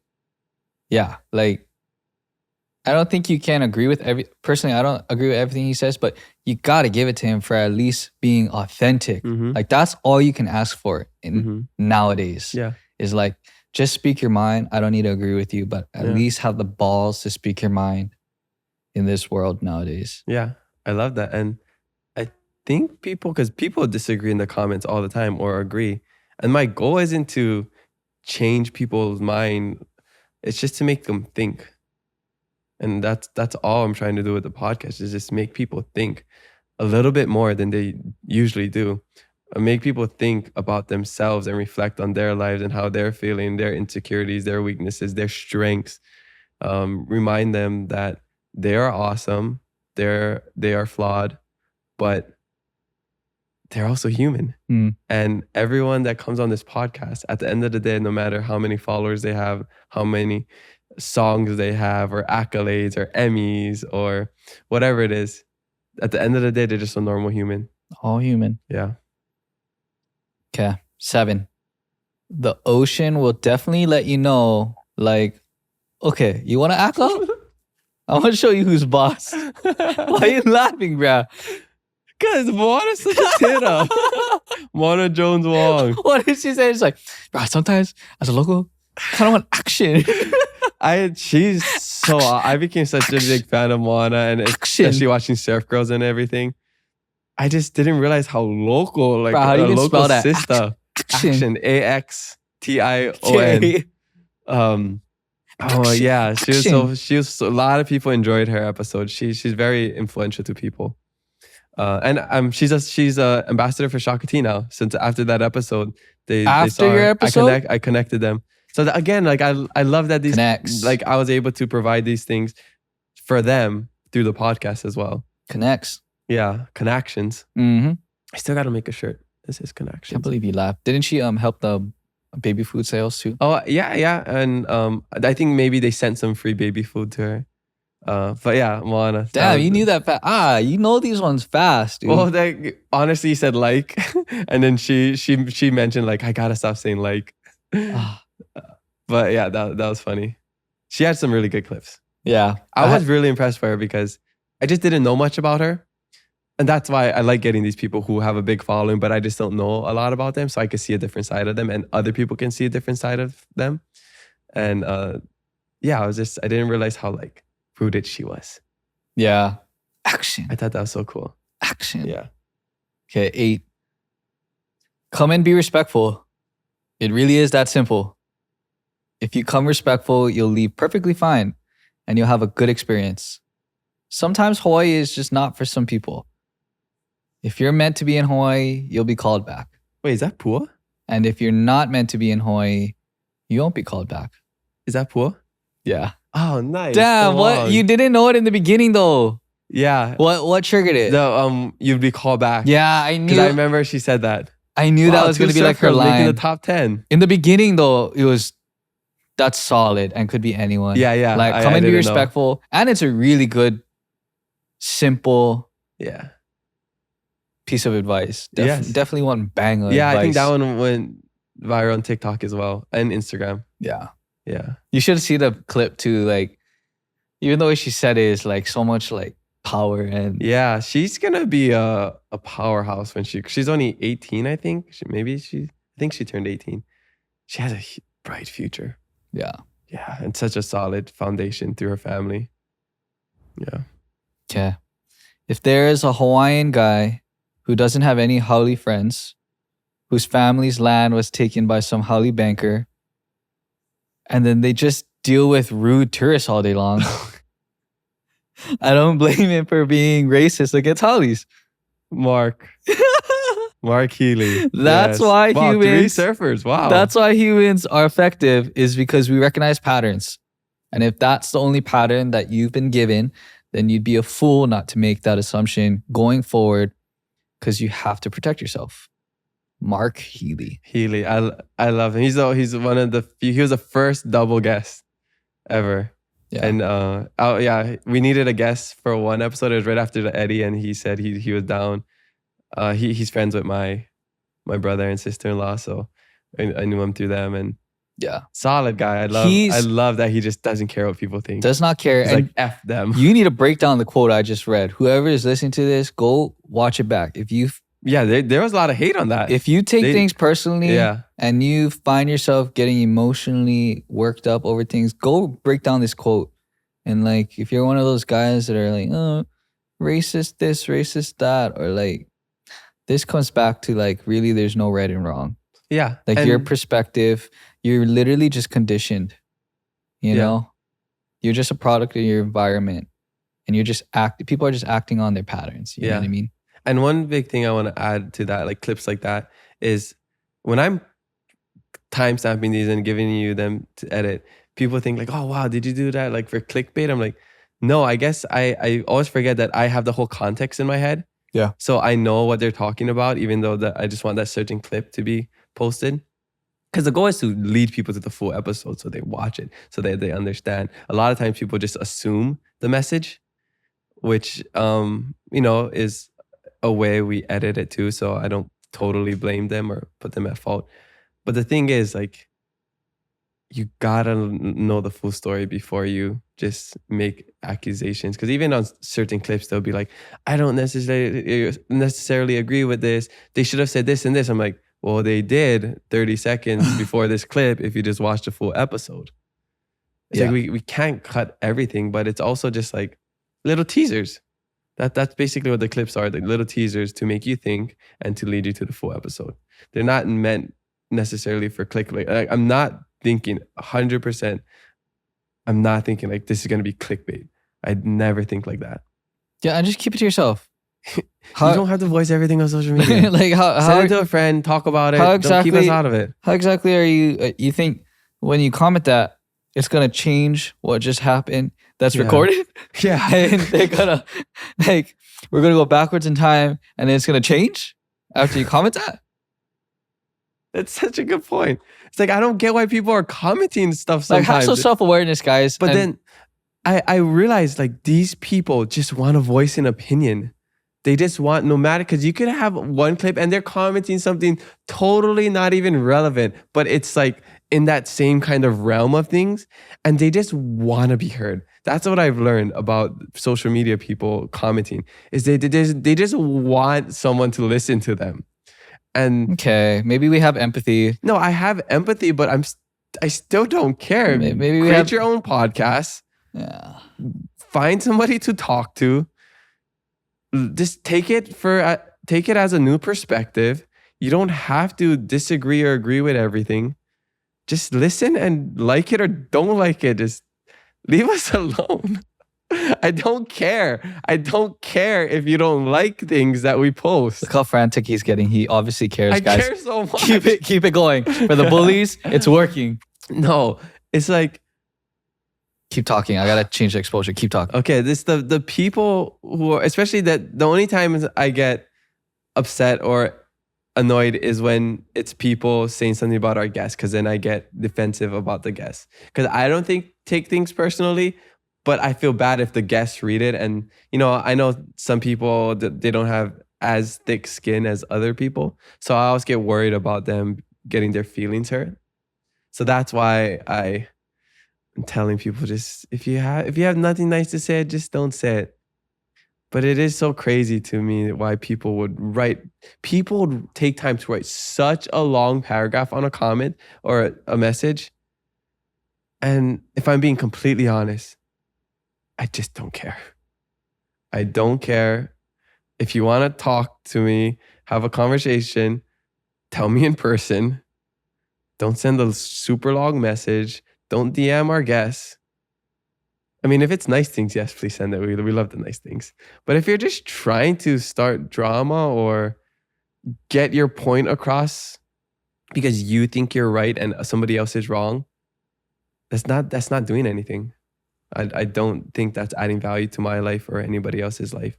That's just you going through something personally. So that's how I see it, is like, that's them trying to express themselves because maybe nobody listens to them, or I don't know. But that's why I just don't take it personally, because it says more about them than it does about us. And that's something I've always thought. But, reading the 4 agreements always reinforces that. Yeah, have some self-awareness, guys. There's obviously a deeper problem and you're just projecting. Yes. Go do the work. Like, man, commenting on social media shouldn't be your priority. Like, make a living. Go work. He's triggered. No, but seriously, like, it's working, you bullies. I don't get why people are spending so much time commenting on things on social media that they don't like. If you don't like it, don't watch it. If you don't agree, keep that to yourself. Or share it and have a civil conversation. Share it in a respectful manner with Aloha. But man, there's so many better things to do. You don't see me commenting on people's Instagrams because I'm doing stuff with my life. And I'm not saying that to be like, hey, look, I'm doing stuff with my life. It's because social media comments just don't matter. They're not adding value to my life. They're not adding value to your life. I wonder if these people comment something and they're like, man, I just felt so good getting that out. I totally showed them up. This boy triggered. No, because I'm thinking about people that say stuff towards the guest. Okay. And I get upset when people do things to the people in my life. You can do anything you want to me. I don't care. But when people say bad things about my friends, my family's guests, then I get defensive because they're not asking for that, you know? They come on the podcast, they're not expecting to be attacked. Okay. So that's my biggest thing. Okay. You heard it here first, It's my guys. baby. The podcast You is have my nothing baby. nice to say. Don't say it at all. Yeah, Keep it to yourself. Or no, just don't be emotional. Just send Type it it- out and don't send it. no, just send it in the DM with your friend. Talk Yeah. shit in the DMs. Yeah, talk crap behind people's back. Talk That never shit hurt in the anyone. DMs, dude. Yeah. Come on. Jeez, Have you never talked behind someone's we back talk before? about people all the time when this camera's not rolling. Okay. Number 10. Last one. That was a tangent, sorry. You know, there's a lot of other quotes. These were just the top quotes of the viral clips. Like views wise. Yeah, we'll get into like actual quotes that changed or impacted, you know, Kamaka's life or my life. But okay, last one. This one's gonna be a dead giveaway, but I included it because one, it was viral, and two, very, very relevant in our mindsets. I will never do what you say. I will only do what you do. That's all? Yeah. Daniel Anthony? Yeah. Dang, that was a short clip. That went really No, well. that was a short clip in general. Yeah. Yeah. That's only like a 19-second I clip. believe on TikTok, I think, or something. Wow. Yeah. Well, it was actually probably lower than 10, but I didn't include some. So maybe this was 15-ish. Okay. Yeah, I totally agree. And I think it was a good episode for you to reflect on, Daniel Anthony. Oh, yes. I mean, that's probably one of the most popular episodes that people come up to me and they're like, I really love that episode. Daniel Anthony, Kalehua, ones like those really like Hawaiian one or things related to Hawaii. People love those episodes. And that was my first time meeting and speaking with Daniel Anthony. Super awesome guy. So cool. He called me like a week or a couple of days after we did the podcast came out, and he was just thanking me for such a good episode. Like people were saying such good things, or he was just stoked that he had a platform that he could share everything with. He really wanted to do another one. So maybe we'll have him on again. But I love when the guests come on and they show gratitude. Yeah. Because we're at a point now where we're giving them clout. Whereas when I was starting, it was the guests kind of giving the podcast clout. So my goal always has been to get big where I can elevate these voices and their stories. So I'm so happy that we're at a point where we can actually do that. Yeah. Guatemala was cool. Guatemala was intense. Yes. He was intense. He's definitely an intense guy. And you said very you vocal. said he wasn't Hawaiian? He's not Hawaiian. That's the crazy thing is that I don't think people realize that a lot of the people that we've had on I'm not are Hawaiian. I'm not Hawaiian. I'm not Hawaiian. Yeah, I'm not Hawaiian at all. Yeah, I bet you, Yeah. dude, I bet you people didn't know. Dude, Future Jordan clip this. I bet you people didn't know Kamaka's actually not Hawaiian. Yeah, I'm not Hawaiian. I don't speak Hawaiian. Because you don't need to be Hawaiian to go to immersion school, right? No, you don't? Yep. It's not Kamehameha. That was like the biggest, I think, not mind shift, but that was like a big thing. Yeah. No, I'm not actually Hawaiian. I just speak Hawaiian. Yeah. And honestly, I speak Hawaiian very badly. Nah, I mean, you said there's levels to it. No, I'm just making stuff up. Yeah. Make Yeah. something up right now. Yeah. Noho hale ho'omaha mai ho'olohe me ka pepe au. Yeah. I just said random words. You heard it here first. Dude, I'm gonna clip Okay, that. this is clickbait. This is I clickbait. know, but that would be such a good. That should be the trailer episode is like Kamaka not actually Hawaiian. And then you're like, you don't need to be Hawaiian to go to immersion school. yeah. Whoa, that's gonna be so good. Yeah, it's like Kamaka's not Hawaiian. I'm like, yeah, I'm not Hawaiian. Okay. We're Okay. just joking, people. But Yeah, because he's you're Hawaiian. listening to the full episode, you know the context. But it's true. He's like barely Hawaiian by blood, Yeah, by blood. you know, but Yeah. by action, obviously. Mm-hmm. Okay. Instagram questions. Nice. That was, what's the name? Guess the quote. Guess The quote. Nice. Presented by Jordan Tano. All right, cool. Here, let me. Now we're gonna do IG questions. Yes. Oh, sorry, I'm just typing. I went straight to my messages. My bad. Yeah, he's checking if. No, that was Angela Lee. She just texted me. Okay. Pass guess. Okay. Okay. Here's other. Okay, IG questions. Right there. So what There I you do, go. I just read them. Yeah, not all of them. You can just choose whatever ones you want. I usually choose between like 5 and. No, we're gonna whack this 10. whole thing, All of dude. it? Okay, then I gotta give rapid fire answers. I think gonna- we're almost at 2 hours. Yeah, we'll So whack. can this be the longest episode? We'll whack this. Right. We'll whack these questions, then we'll get into your like the ones you always ask about culture, Okay. like how do you keep it aloha and stuff. Okay. Okay. Instagram question. I have to say their at. Yeah. Oh no, their name. Yeah, I don't know. I usually write What's their their ads or whatever, but I'm Okay, sure first one comes from our brother. I'm just smiling because this is the brother. This is the brother. Kulani Watson. Yeah, shout out to him. I just saw him a couple of days ago. Do you see yourself doing this in front of a live audience? Yes, I do. I think not all the time. I like having this intimate, private conversation with the guests. I think I've already mentioned on Instagram before that we're planning one at the Blue Note. I just have to nail down the date and the perfect guest for that. But we are planning to have one with a live audience of maybe around 300 people. It'll be a ticketed event. So if Whoa. you're interested in doing that, let us know. Fiji, if you're watching this, I've been trying to get you if you want to be our guest. Damn. Because I know you like our posts and you share it to your stories. Damn. Just Yeah. call out a legend like that. Yeah, no, he likes our posts and he shares it. F1J1. And then I told him like, hey, waiting for you to come on the podcast, and he liked it. So Why don't you be my nutty, be my nutty?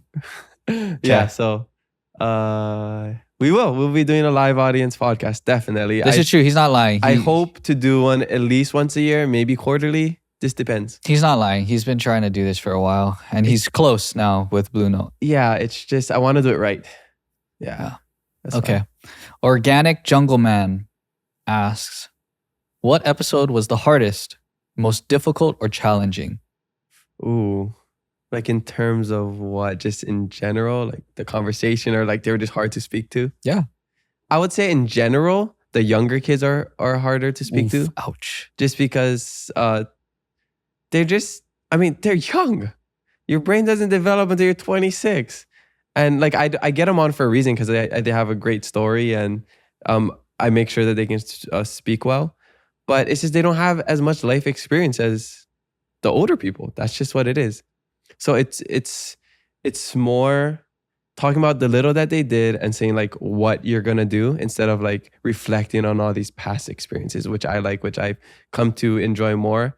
I like to say now that I love having guests who have already done things, because people always ask to come on the podcast and like, oh, I'm doing this. It's like so early in their career. So like that's something I'm trying to be cautious of, is not getting people too early in their career. Because I wanna talk to you about what you did, not what you're gonna do. Mm-hmm.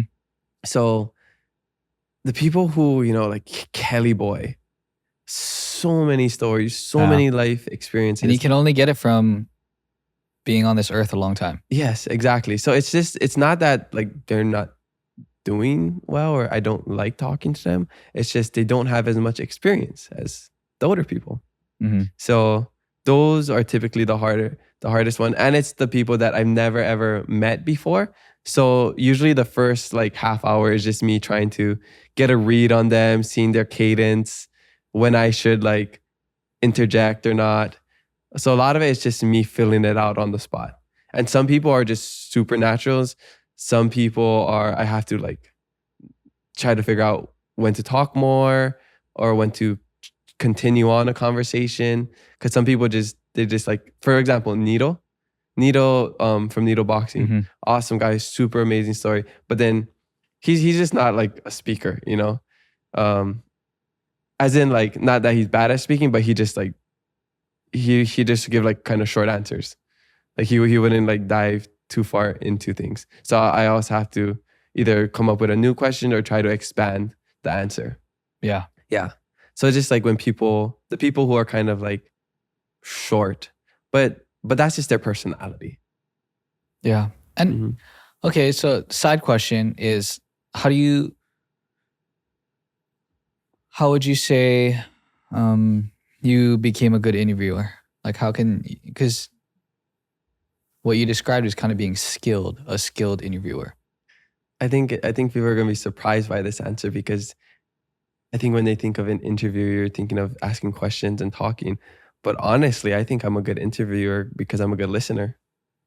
And I think the hardest part for me is active listening, because I'm trying to listen to understand and not just to respond, which is something that people should learn in life in general. Because I'm not just trying to, be like, yeah, okay, cool. Like I'm trying to be involved in this conversation and share my own thoughts with them, expand on their thoughts, contribute to the conversation. And I think having to just kind of really focus on what they're saying, try to formulate a response that will add to the conversation, or just let go of a thought and continue going to the next thing. That's one of the biggest things that I've learned. And I think that's what makes a good interviewer, is being able to listen and adapt to the conversation. Because there's a lot of times where something pops up, but that I want to ask them, but they keep talking and I can't find a good time to just ask it. And because I don't want to interrupt them, I really try hard not to interrupt them. And then sometimes they're on to another topic and I just have to let go of that thought and just go on to the next thing. Yeah, I've heard you say that a lot. Mm-hmm. I use that actively in this episode. Mm-hmm. Letting go. That's what you always say. Like, yeah, you just gotta let it go. letting go of that thought. Mm-hmm. Okay, next one. Kimberly _Ray_. Mm-hmm. Which guest? Instagram Live. Which guest was the most fun to interview and why? I guess the opposite of that other question. Yeah, I mean, there's a lot of fun. Give me your ones. top 3. Fun ones. Okay, because there's like best. There's ones that I learned more. Everybody has like a thing that I like about the guest. No, fun. I mean, Bretman, because it's funny guy. Mm-hmm. McKenna Maduli, because she's just a pro. And I was just on Talk Story. Shout out to you, McKenna. Okay. And that was just fun. I think about the ones where I'm like laughing and like giggling a lot. And honestly, this is a dark horse. Ali and Julie. Whoa! Yeah. I was gonna. Okay. Yeah, because you're talking about fun. Yes. That I had the way that happened. I literally saw them at Fulan at this event the day before, less than 24 hours. Then they came on the before they came on the podcast, and we needed a guest because our other guest canceled. So I was like, "Hey, what are you guys doing tomorrow?"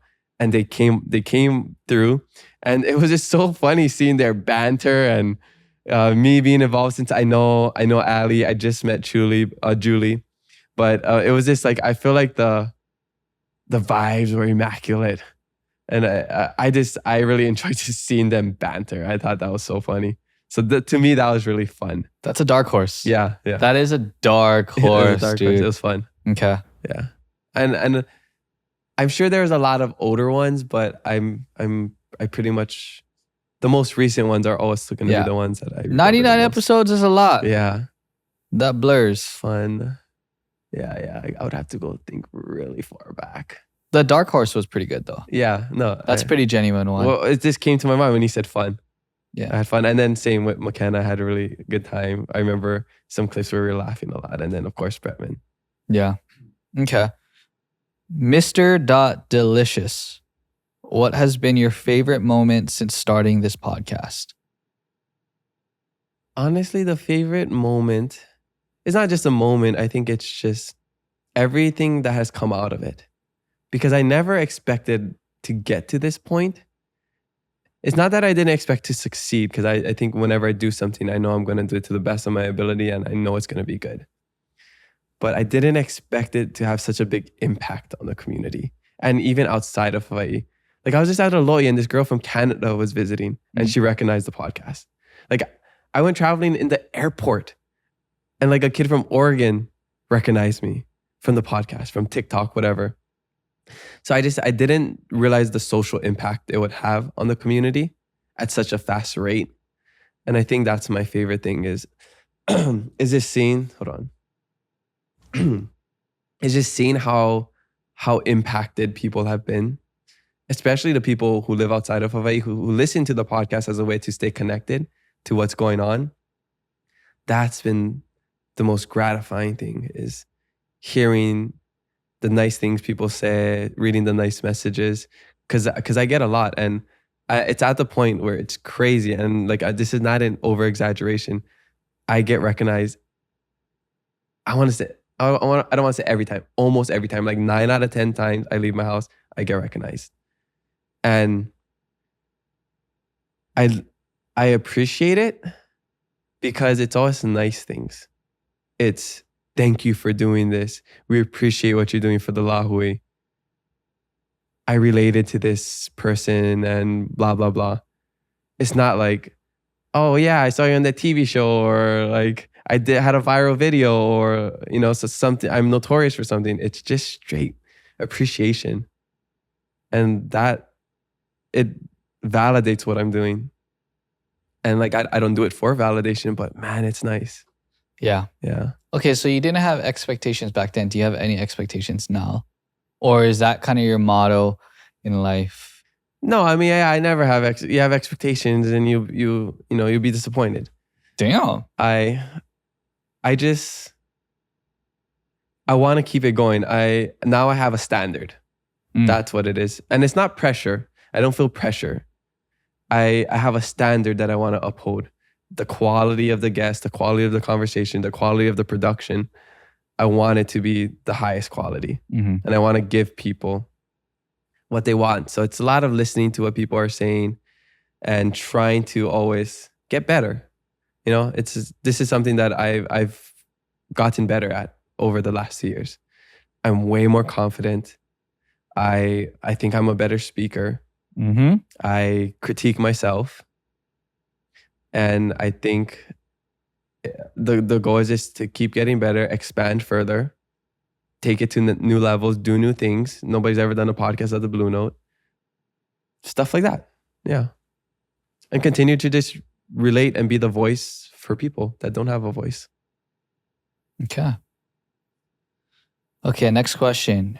Jane CMI. Jane Smee. Jane CMI. How to apply things that have been shared to be actionable. Wisdom and aloha. I guess that's an example. How to apply things. Great question though. Okay. How to apply the things that have been shared to be actionable. You live it. You do it. I mean, we said this multiple times. Makahana ka ike. In doing, you learn. The only way you're going to learn is doing things. I mean, like Hank Rogers said, you know, surfing, for example. You can't just watch surfing and get good at surfing. You got to grab a board. You got to go out to the ocean. You got to paddle. You got to learn the waves. You got to stand up and you got to ride it. Yeah. The only way to learn it, to make it actionable, is by putting in action. Yeah. It's turning the verb into an adverb.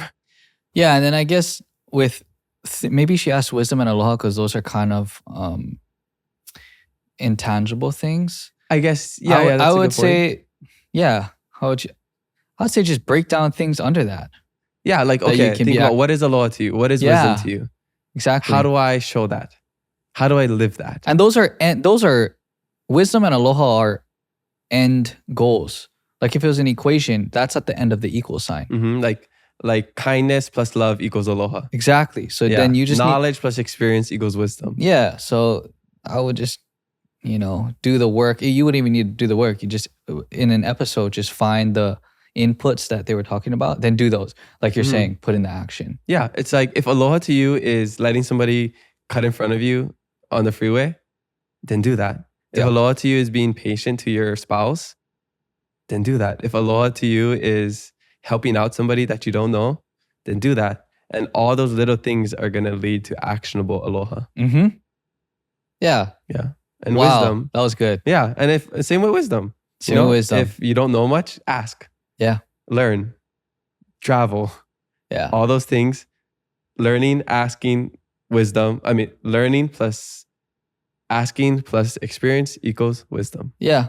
And then even if you don't have the inputs, like if you can't find the inputs, like for example, if Kamaka mentioned aloha and didn't say any actionable inputs, then just observe. Yeah, watch. Like, hey, who's someone that I think has wisdom or aloha? What are the actions they do? Yeah, mimic, dude. A lot Seriously. Of the things that I regurgitate are things that I've seen before. little videos that I've seen from TV shows, from movies, from people that I've talked to, from Yeah. past guests. It's all. I'm in was it amalgamation? Yeah. Oliver Steele dropped that word. I'm an amalgamation of everything that I've learned. So who I am is a reflection of everybody else in my life. I am not me because of me. I'm me because of you, because of everybody else. Great question. Yeah. Great freaking question. Okay, this is a fun one. Ronnie6070 Ronnie. What's your favorite Shaka tea flavor? Hey, I guess lemon rose. I think, Which is my least favorite. and it's funny because I started off with pineapple mint and mango hibiscus. Those were my favorite. Then over the last year, I think I really started to like lemon rose, but I still like all of them. Like some days, so I always have in my refrigerator. So anytime I still want to drink something, but I'm still fasting, I'd always go on. I just listen to my body. Like, do I want pineapple mint? Do I want something a little bit more refreshing? Do I want guava ginger a little bit more like coarse? Do I want just like mango hibiscus a little sweeter? Like that's what I First world tell problems. myself. I know. Good problems. What Shaka tea will I drink today? Yeah, I like lemon rose, but I also equally like all of them, and it changes. Totally opposite for me. He loves guava ginger. Yeah, I always have to ask Kamaka, to be honest. I know. He's like, which one do I like? Guava ginger. Because they look pink the one. same, except this green one. Guava ginger. They all look the stands out. same. Lemon rose and mango hibiscus look alike because they're orangish. So But guava ginger and pineapple mint are totally. I do the pink one and then this mango. hibiscus. Yeah, that's my favorite. Yeah. I have tried other Mamaki teas and I won't drop their name, but this one's way better. People Personal like opinion. it. I love it. It's my favorite. And it's not because they pay me. They don't pay me to say that. I genuinely love it. That's why I want them to be my drink sponsor. And proof is because other people came on this podcast. And they love it. And you introduced it to them and addicted to it, yes. Addicted. Yeah. Good question. Okay. This one I'm going to include just so we can nerd out a little bit. Yeah. Also, I'll probably clip it for myself. JEEGJ.REG reg. Aloha. Short form versus long form. Can you guys share pros and cons of each in your opinions? Also, I just want to include this because I think the back end of this podcast, it blew up because of that strategy. Yeah. I think this is my friend that I met in Arizona when I went there for a book reading. This Really? other Hawaiian guy. JEE.REG. Yeah. Greg, I think. Or G-Reg. I'm pretty... Can I see the profile? Yeah, this one. Yeah. Shout out to you. Yeah. I met him. He drove all the way from Vegas to Arizona to come to my book workshop. Shout out. Super cool guy. And he's in the music industry. He knows a lot of people. Cool. Yeah, I think he's really good friends with Ellie Mack. Dude, short form is how this podcast blew up. Why don't you answer that question? Well, you can have an opinion too. Well, because I'm going to say short form. Short form versus long form, my answer is both. Because it comes down to anyone who's made content long enough, at least on the back end of producing, knows that it's really hard to consistently do. Like, how many posts have you posted? Over 1,000. What if you did 1,000 individual videos? Yeah.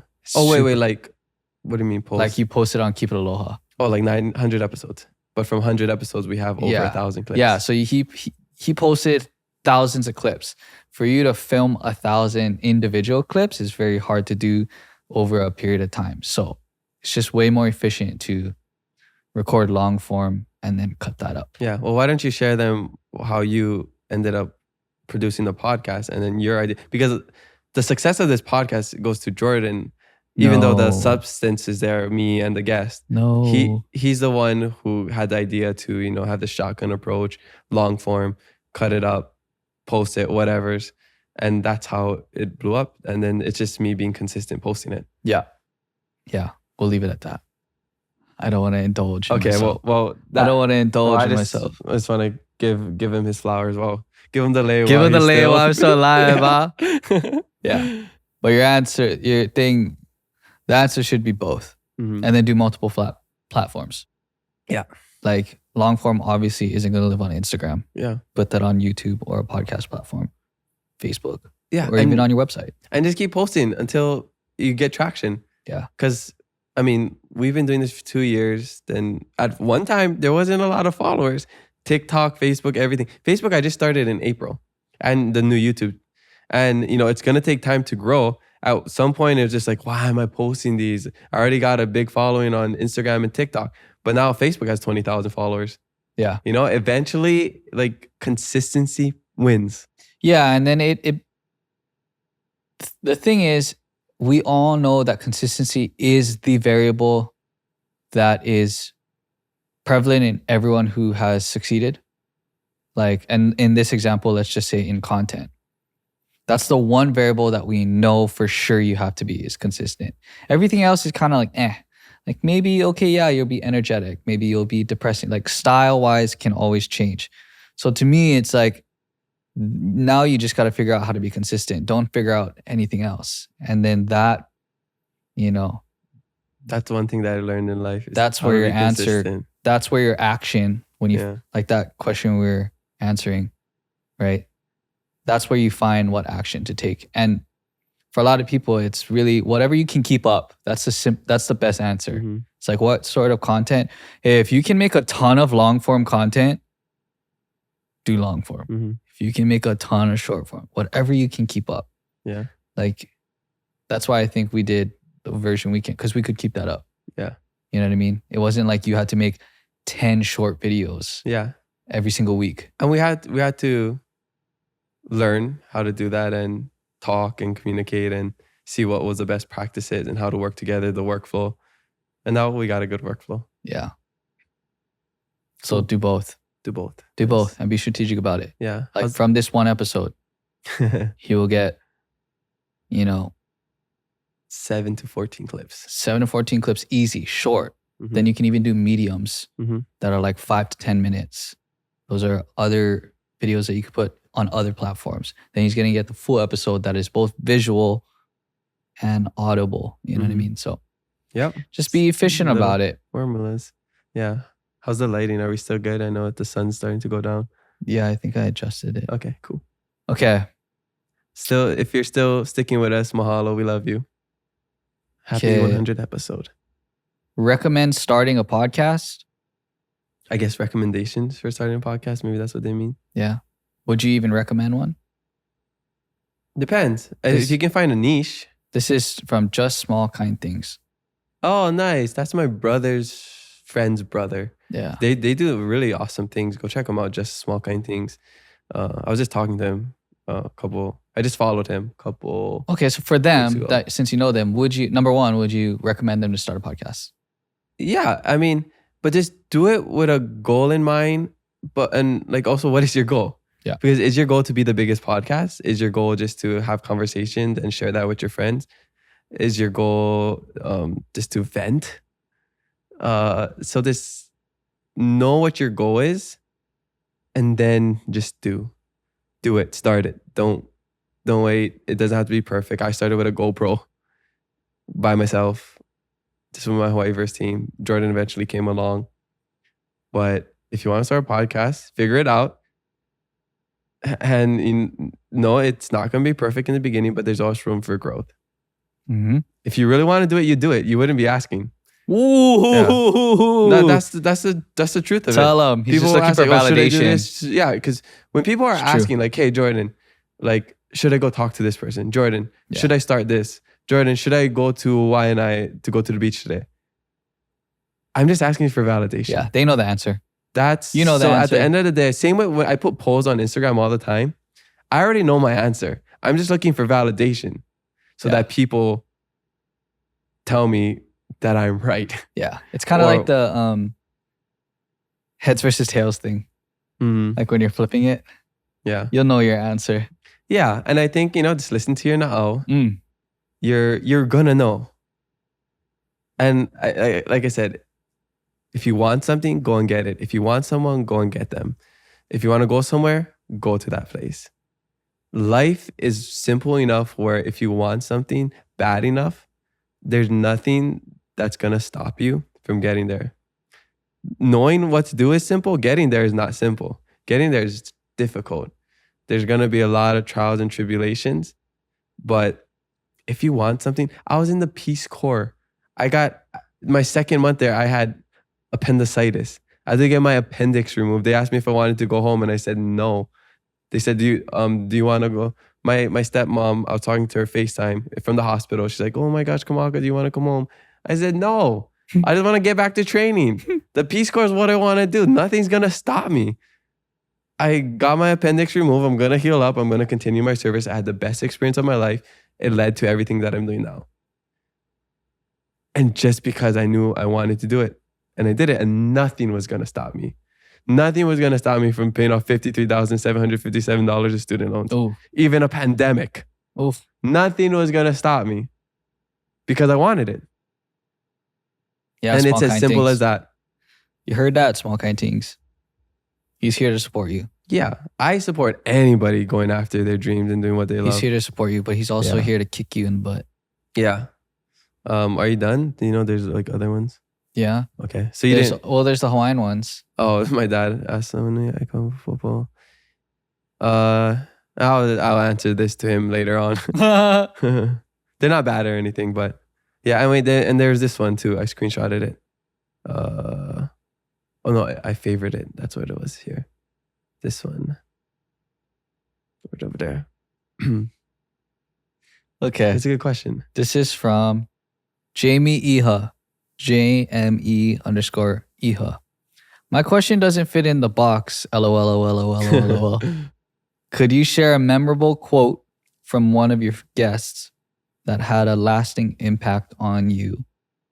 Yeah, I mean, memorable quotes are definitely Sam's. Like, I've never seen anybody get beaten up in Aloha. That's definitely one of the top quotes I've ever heard in my life. My favorite quote that I always hold on to is Kalehua Krug, where he says, you don't go into the forest to become a tree. Okay. You can interpret that in many ways. How I interpret it is like, it's all about the journey. It's not about just a single end result. Mm-hmm. Like, I'm not going into the forest to become the tree. Maybe I'm going in there to learn about peace, to learn about solitude, to learn about myself. I call everything side quest now these days. It's not like I'm doing something and I got to go off to a side quest. And through that side quest, I learned so much.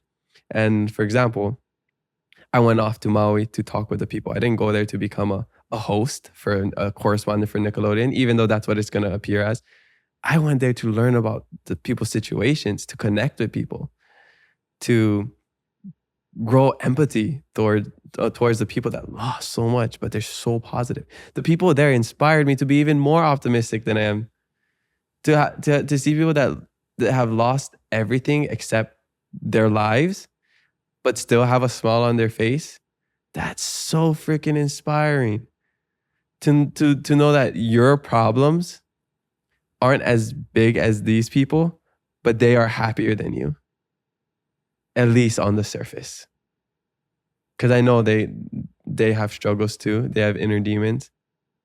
But the whole going to the forest, not to become a tree thing, sticks with me every single day. Because it's about the journey, not the destination. It's about the experience, not the end goal. Yeah. On a journey to become your best self. Yeah. Like that should be the only goal. Yeah. Yeah. Yeah. Because I tweeted, I want to have the biggest podcast in Hawaii. Yeah. And according to my mom, it is. But that's not what I'm learning. I'm not learning how to become the best podcast. I'm learning how to become the best person, the best host, the best friend, the best human. That's what I'm learning how to do. I've grown so much, and I became such a better person just through this podcast. Yeah, and like the Maui thing you're saying is, I think sometimes if you go into it with the mindset of trying to be the best, just by default, right? Because you just want to be good. You don't want to suck. Yeah. Then you want to impress people. Then it discourages you from even trying. Mm-hmm. Like the Olelo one was crazy, where he was just like, you're not trying to learn how to speak Hawaiian to become like the best translator or something. Like you're doing it because doing it will teach you something, the process of doing it. Now, whether or not you stick with it, but the fact of you even trying, you will get something in return. Like you will get growth out of it. It all comes down to exposure, Mm-hmm. Nice. That was Forrest. Nice. That was so Kalehua. That's a good one. Come on. Any others? Um, Well, what about the Lo'i one? What did you learn about the Lo'i? I mean, yeah. The Lo'i one. I've never seen anybody get beaten up in a Lo'i because it's such a safe space for Hawaiians and non-Hawaiians alike. And just to hear that from Sam, who I believe lives in such a Hawaiian lifestyle and with Hawaiian values, and he's not Hawaiian at all. What? That brother's really woo. It's like the most That's the holiday looking first- guy. Nah, That's the first thing I thought when I saw him. that guy's Hawaiian. And he said, you know the kind. You know the guy. Yeah. I was like, but that's Hawaiian. That's so funny. Yeah, I mean, it's true. And to expand on that a bit is, I don't believe anybody's asking for a fight. I don't think Hawaiians are looking to cause trouble. It's always a reaction to something that other people have done. Yeah, and it's from that clip from Sam about nobody gets beaten up in a Lo'i. I mean, that's true. I don't think people are looking for trouble. I don't think Hawaiians are looking to make trouble to haoles when they come here. It's usually a reaction to something that somebody does. And it doesn't have to just be haoles. It could be locals making trouble to locals. I think that's what people have to realize too. It's not just tourists and haoles that are doing things that are disrespectful. It's people that live here as well. I think it's, like I said earlier, it's just the easy target to blame. So when you go to a space that has a true foundation of Hawaiian values, and at the core, it's Hawaiian. I mean, what's more Hawaiian than a Lo'i? We come from a freaking kalo plant. Kalo. I mean, the story of, the first Hawaiian came from a kalo plant. So being in a Lo'i, there's some biological thing. There is some physiological effect that it has on you as a Hawaiian, knowing that you are part of this land. Whether you believe that we actually came from a taro plant or these god and goddesses, whatever your belief is, there is some truth that you can feel in your na'au that is just Hawaiian at its core. Even people who aren't Hawaiian feel it as soon as they step in the mud, as soon as they touch the taro, as soon as they eat the poi. There's just something spiritual, scientific, I don't know what it is, but there's something real about being in places that your kupuna have been in, whether that's on a fa'a or in the Lo'i or abroad, because that our monarchs went abroad as well, dressing a certain way, speaking a certain way. I think there is just real connection that we feel with our ancestors when we're put in those situations. And if you think about it, back when they had the whole ahupua'a system, Malko was helping Makai and vice versa. I can guarantee there was no fights in the Lo'i. There was maybe no visitors, but there was no fights because that's not how the kupunas did it. If you had a problem, you wouldn't step in the Lo'i in the first place. If you had a bad lavena, your attitude wasn't good, you wouldn't step in that halau, you wouldn't dance. You would deal with that and you'd come when you're ready, when you have a good lavena, you have a good attitude, and then you'll go do things. That's what I get from Sam's quote. Yeah. And for the non-Hawaiians, you can still take away from that on like putting yourself where your ancestors were. Like going back to, because it's true. I think we have this conversation about like unlocking your DNA that's in you. Like that's why certain people love the ocean. Mm-hmm. I probably would place a bet that somewhere in your genealogical line, they were fishermen or sailors. So put yourself there and you'll feel something, For sure. You'll unlock things in you that, because we're so out of touch. Like we're in a concrete right now. Exactly. We're in a concrete building and, maybe our generations will now get used to this because we've adapted. But, not long ago, our ancestors were not living like this. Whether you're Hawaiian or not.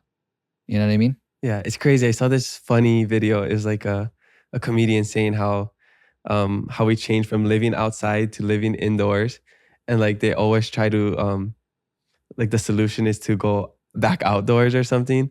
Like, oh, don't play on your phone. Go outside and get some sunlight. Oh, but if it's too cold, I don't know what it is. I wish I can. I'm gonna find it. I'm gonna send it to you. But it was so good. I think I It know was which like one you're such talking good about. perspective. I Yeah. can't quote it. I don't remember exactly what it was. But if people kind of have an idea of what I'm saying, is that we were all forced to go in a box, and it's so crazy. It doesn't make any sense because all the solutions are to go back outside. Yeah. Yeah. Yeah. Yeah. Get in touch with nature, dude. Yeah. We're not meant to be in these We're boxes. not meant to be in these boxes. Yeah. No matter how much we adapt as a human, because we're adaptable, you know. And a really good example of that is if I stay indoors, we will get lighter. Yeah. Like we are very adaptable. Walk. And we're not supposed to be sedentary either. Yeah. Yeah, move, dude. If you're depressed, move. You're probably depressed because you're just laying there, not doing anything. Yeah. Like you're human, dude. You have legs and feet, not to just fucking sit all day. Yeah. You have 2 legs. Like, look at us. We're like the apex. Like we are the top race. Food chain, yeah. You know what Go I mean? do something. Go do with something, your life. dude. You won the lottery. You were human. If you're living in Hawaii, if you're born in Hawaii, you won the lottery. You won the lottery. Yes, it's hard, but man, go see where other people live. You're and how they're living. If you're born and raised here, I don't know how lucky if you're born and raised here, I don't know how lucky you think other people are because you are the luckiest. I don't want to be homeless, but if I was homeless, you'd be here on the beach. Beautiful beaches, beautiful people, beautiful scenery. The culture's amazing. Like, where else would you want to live? I can't see myself living anywhere else because of how amazing this place is. I've lived in other places. I've traveled the world, but there's no place like home. And I'm so lucky I get to call Hawaii my home. And I don't even want to say like just bless. Bless, never stress. Yeah. Bless life. Yes, sir. Bless, sir. Bless life. I'm going to bring it back. Ross. Shop for lesser. Okay. But seriously. Dude. So awesome. Just get up. Go outside. Go outside. Enjoy Stop Hawaii. being in these boxes. That's probably some why people got to wake up and see snow and go shovel snow. You get to wake up and see sunlight and rainbows and mountain and the beach. I mean, there's really nowhere in Hawaii, at least on Oahu, that you're maybe more than 20 minutes away from the ocean. 20, 30 minutes away from the ocean. Yeah. I can't think of one place on the island where you're that far from the ocean. Okay, let's get into culture. Okay. Oof. These are going to be the social media clips, huh? Okay. Yeah, and correct me because I don't know your questions. I kind of just went off on what I remember. Okay. And then I think we're wrapping up the podcast. So thanks for sticking up with us. You always say, I don't know the wording, but you always say, I like to ask my guests this question because it's the name of the podcast. The name of the podcast is Keep It Aloha. So I would like, Kamaka Dias, I would like to know, what is aloha to you? And how do you keep it aloha? Thank you very much. Well, great question. Whoever came up with that question. Thank you so much, Kamaka. Genius, Thank you so much. I think aloha to me always changes. And that's what I've realized. I've asked this question to so many people. What is aloha? And aloha to me is whatever is happening in my life. So if I let somebody cross the road and they didn't interrupt the shaka to me and I get mad and I'm like, oh, keep it aloha. Aloha to me is patience. If I see the greatest act of kindness, somebody helped me out, I helped them out, and they were just so gratitude. Kindness, aloha to me is kindness. You know, so it's interesting because aloha has so many different meanings: love, compassion, kindness, empathy. Love is the greatest, I guess, definition of aloha. But to me, keeping it aloha is keeping it real in the moment to whatever aloha means to me today. Because aloha is going to mean something different today than it will tomorrow. at least in my life. But it's really just like, because you and me, we experience life differently. Everybody experiences life differently. And they're shown aloha in a different way. If you think about aloha as like different love languages, my aloha language is quality time, words of affirmation, and acts of service. Aloha to me isn't me receiving gifts or physical touch. So if you think of it in that way as well, it's giving aloha in the way that not only you want aloha, but the way that somebody else wants aloha or deserves aloha. Because the way I need aloha isn't the way that you need aloha. So understanding how you need aloha and giving aloha to you in the way that you need it is me keeping aloha. Me keeping it aloha. Because I can say in my life, I keep it aloha by X, Y, and Z. I keep it aloha by being patient. I keep it aloha by being kind. But I keep it aloha to you by being a good friend, which includes kindness and whatever. But also like giving gifts. I love giving gifts to people. To me, aloha is sharing my life with them, whether that's something tangible or intangible. That's what aloha is to me. And that's how I keep it aloha in my life. Clip it. Clip it. Okay, where do you... this was mentioned a lot of times. In order to give aloha, you can't give what you can't have. So in order to give aloha, you have to receive aloha. Where do you refill? Like, where are your watering holes, you would say? Mm-hmm. Like a camel goes to a watering hole. Like, where are your watering holes for aloha to get aloha from? That's a good question. I think there's a lot of external ways that you can refill your aloha. But at the end of the day, same with happiness, it comes from you. There's no one that's going to make you happier than yourself. There's no one on this planet that's going to give you more aloha than you can give yourself. So if your aloha is running out, if your cup is getting empty and you don't want to pour from an empty cup, you have to find the things that keep you happy and the things that refill your aloha. And if you're an introvert, maybe it's being alone, it's reflecting, it's watching a movie, it's surfing, it's reading a book, whatever it is. It's the things that help you cope with life and help you recharge. That's how I fill up my aloha. My watering holes are having conversations with friends, with families, going back to Hilo every now and then to remind me where I came from and to see my family and see remind myself how much I love them. My watering hole is exercise, athletic stuff. F45, F45, shout out to them. Surfing, playing soccer when it's not football season, watching TV shows. And being okay with knowing that the things that I like are the things that I like and nobody else has to like them. Because I want to refill my cup by watching football all day on Sundays. And people won't understand that. People would think like, that's so dumb. Why are you doing that? But everybody has their vices or things that they do. Some people like online shopping.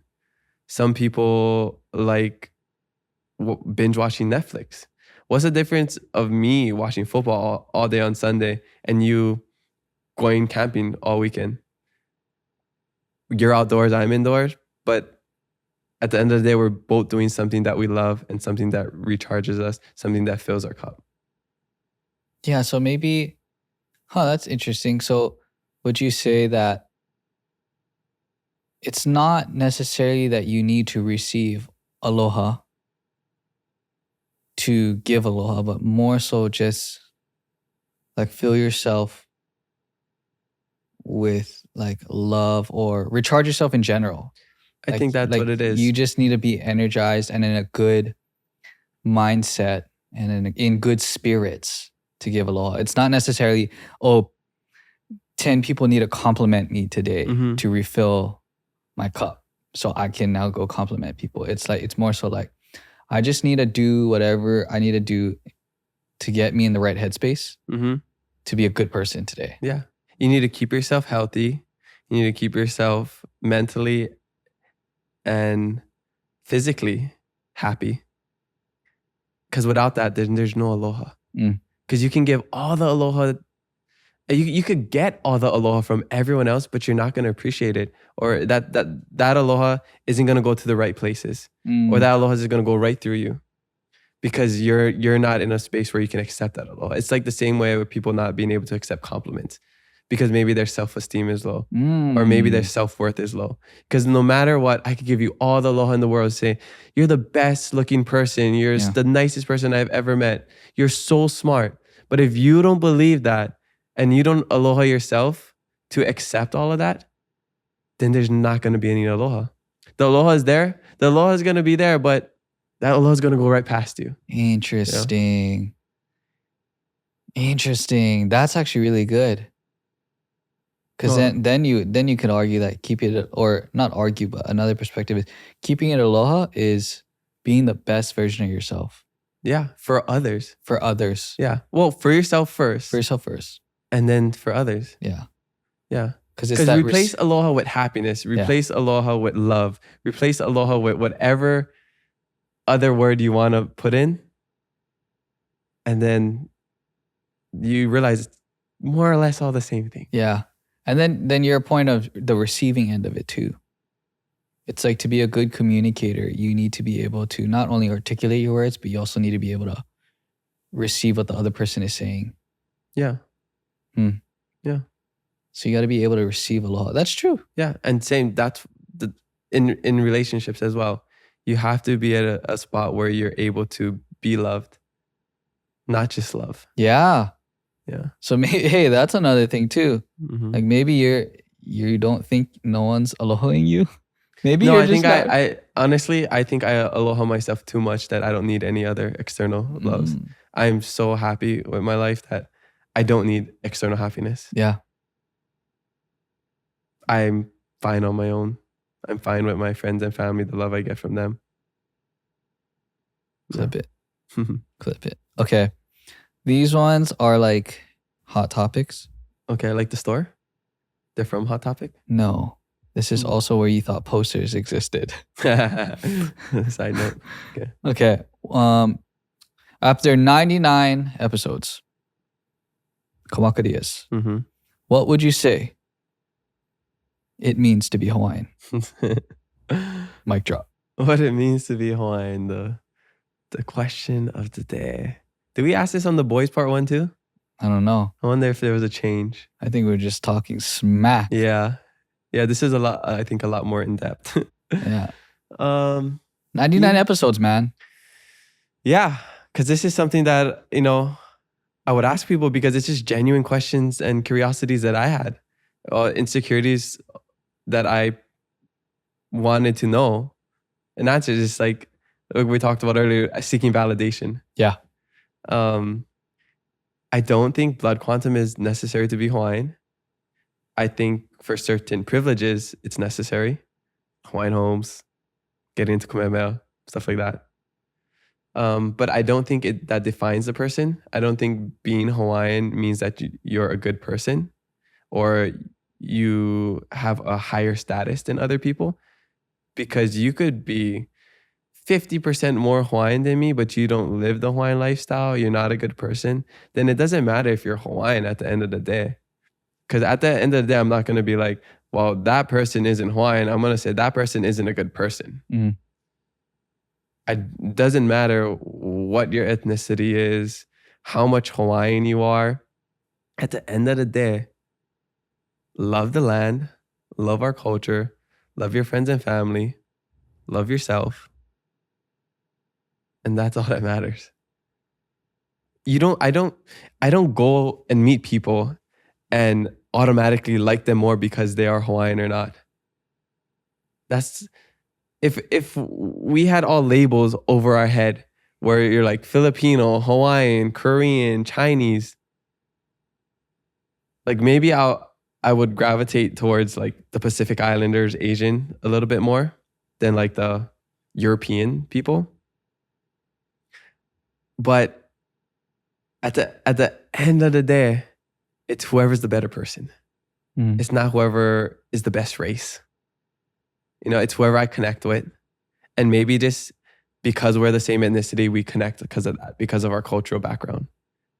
But there's a lot of times in life where I connect with people who I think I have nothing in common with. So being Hawaiian is like a title these days. Yep.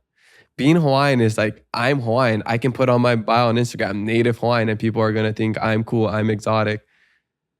I don't care. If you're not living the life, if you don't olelo, you don't aloha aina, you don't aloha ohana, aloha nahoa, aloha ya'oe iho, I don't care. Then you can be Hawaiian by blood, but you're not Hawaiian in my eyes. Because, yeah, being Hawaiian isn't a party trick. It's not something you put on your resume. It's a lifestyle. It's a mindset. And if you're not living in a Hawaiian way, whether you have the Hawaiian blood or not, then you're not Hawaiian. Period. Per Kiko Pao. Kiko Pao. Kiko Pao. Yeah. Very good. Very good. Yeah. Okay. Would you say you're working on anything now? Like if you were doing a cocktail of Kamaka Dias now, because obviously you don't care about other people's validation, but in your personal, I like it. in your, give me validation, please. I'm not saying don't give me. I have an ego. He's like, you're saying, I love I'm when not people saying say nice don't things about validate me. Yeah, words of affirmation is one of my love languages. Okay, but I don't need it, but I love it. in your quest, in your personal quest to trying to be whatever the end goal is, but in terms of culture, embracing, let's just say in embracing your Hawaiian culture, is there anything right now that you're working on?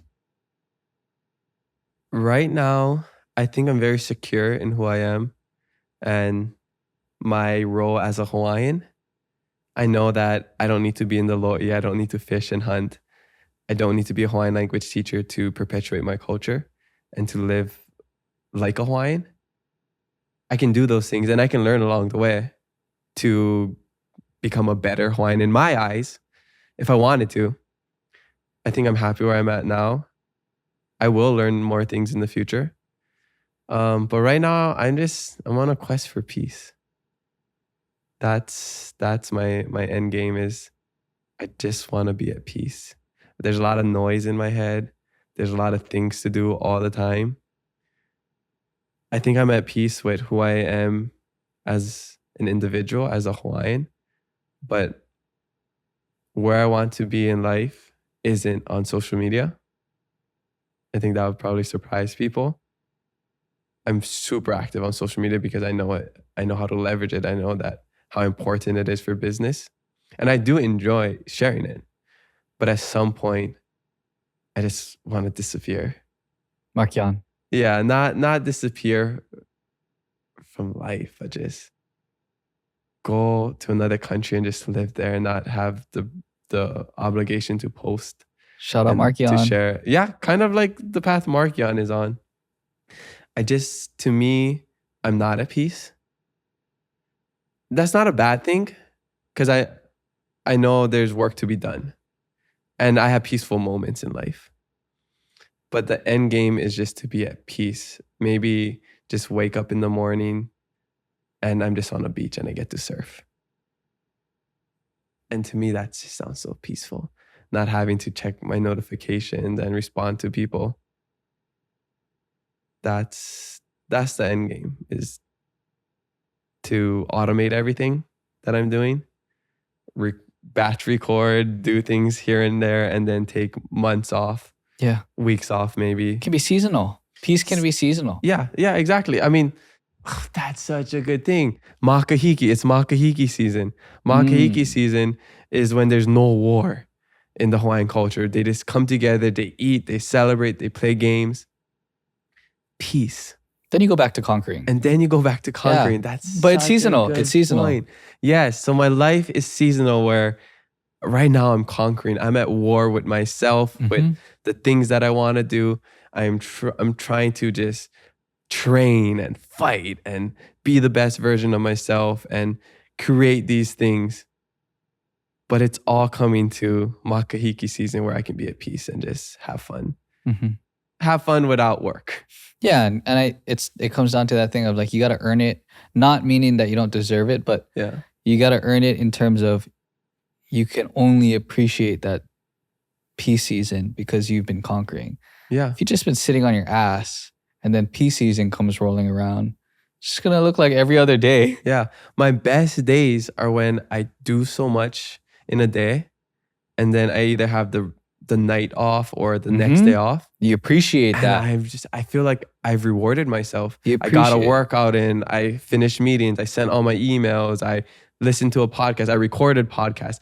I get to we go eat after this, go home, I get to watch whatever TV show I want. Yeah. And then the next day I'm so happy. Like I feel so gratified. Like I did that. The bed, yeah. The bed that you're laying in when you're depressed, that you want to get out of, and you know, you're just like, I want to get out of this bed. I'm so depressed. It's the same bed that you appreciate when you're tired as hell. Mm, You know what I mean? From a Yeah. long work day. And you Yeah. just want to stay in bed yeah. and watch movies and be on your phone. You know what I mean? Yeah. So it's like, you kind of got to earn it in that sense. I don't know if earning's the right word, but it's like, you can only appreciate it's better when you work for it. So Mhm. when you earn something, it just feels better. Yeah. So you're right. And dang, that Makahiki.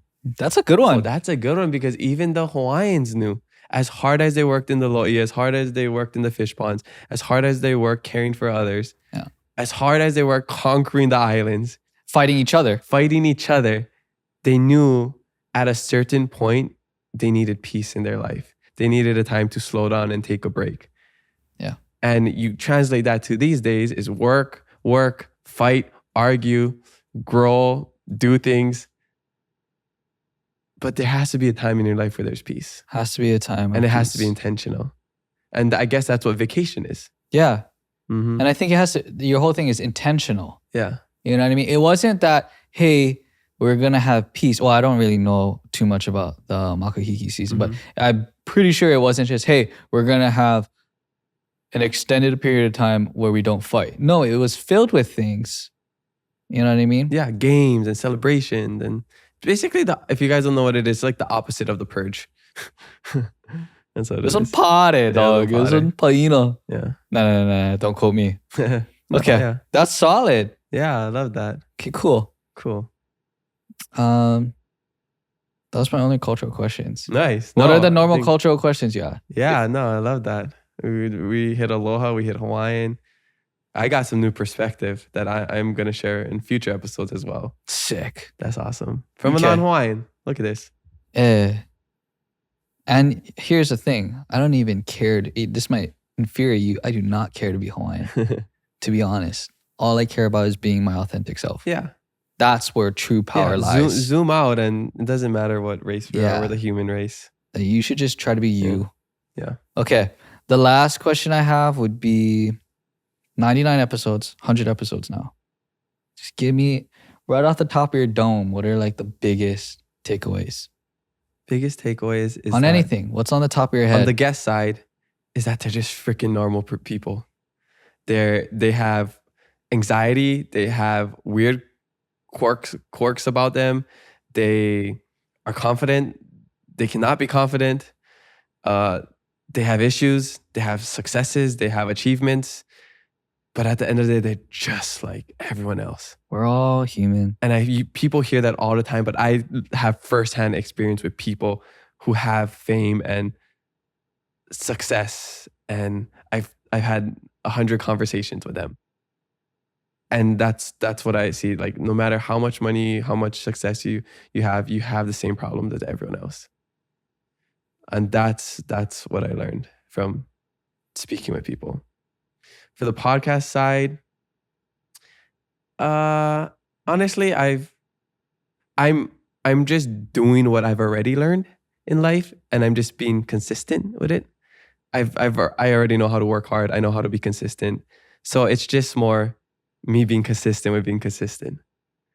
That's a good one. Yeah, that's pretty much what I've learned doing the podcast. What about on culture? And culture? Yeah, I learned Hawaiian so much, culture. man. I am so much more secure now Mm. because of all the validation that I've gotten, the new perspectives that I've gotten from guests about who I am as a Hawaiian. Not necessarily as a person, as a Hawaiian, as an ethnic person. I'm more proud to be Hawaiian, but I'm also proud to be Japanese, Korean, Portuguese, whatever my Caucasian side is. Because all of that make me who I am. I know we talk about being Hawaiian all the time because we live in Hawaii and it's cool to be Hawaiian. But Yeah. man, I'm not just this because I'm Hawaiian. There's things that I don't know that make me who I am that could be my Korean side. That could be my True. Portuguese side. I mean, maybe I like talking a lot because I'm Portuguese. Portuguese. Like, we always talk about being Hawaiian this, being Hawaiian that, but I just want to make sure we're giving praise, we're giving the lays to our other ancestors. Yeah. Because even though they're not talked about and even though they're not acknowledged in this podcast or in life in general, because I didn't grow up with Korean culture or Portuguese culture, except for eating like malasadas or playing the ukulele or whatever it is, they have a lot to do with who I am.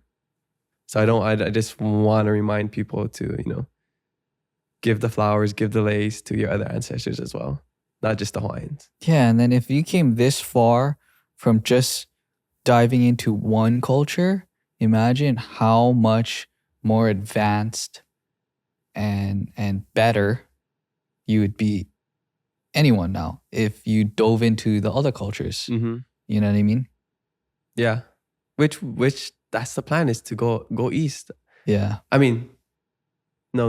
I don't want to go east. East is West, the United yeah. States. I want to go west to Yes. Asia Pacific. Yes.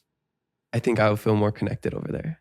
And after 99 episodes, I would say, and I'm sure you see this too, man, there's no consensus on anything. On some things, yes. On some things, At the end of the day, we don't know anything. On some things, yes. There's common stuff, right? Yes. But man, Yeah, and then that's what you've learned too, because you listen to all the episodes. Dude, there's no freaking. It's nobody knows the right answer. No one knows the right Even answer. if they think guys. it's the right answer. Chill out. Yeah. man. Exactly. Don't take anything we say It's like- so serious, like especially the clips on social media. They're all perspective. Perspective. We're here to make you think, not make you change your mind. And that should be the game, because there's no right or wrong at the end of the day, unless it's moral things. But in terms of thought, there's no right or wrong. And it's like, just find as many perspectives. To me, it's a game of gathering as many lenses as you can, Yeah. so that you can apply it, Mm-hmm. when new experiences come up. Exactly. Everything that I've learned from people, I'm able to use in different situations.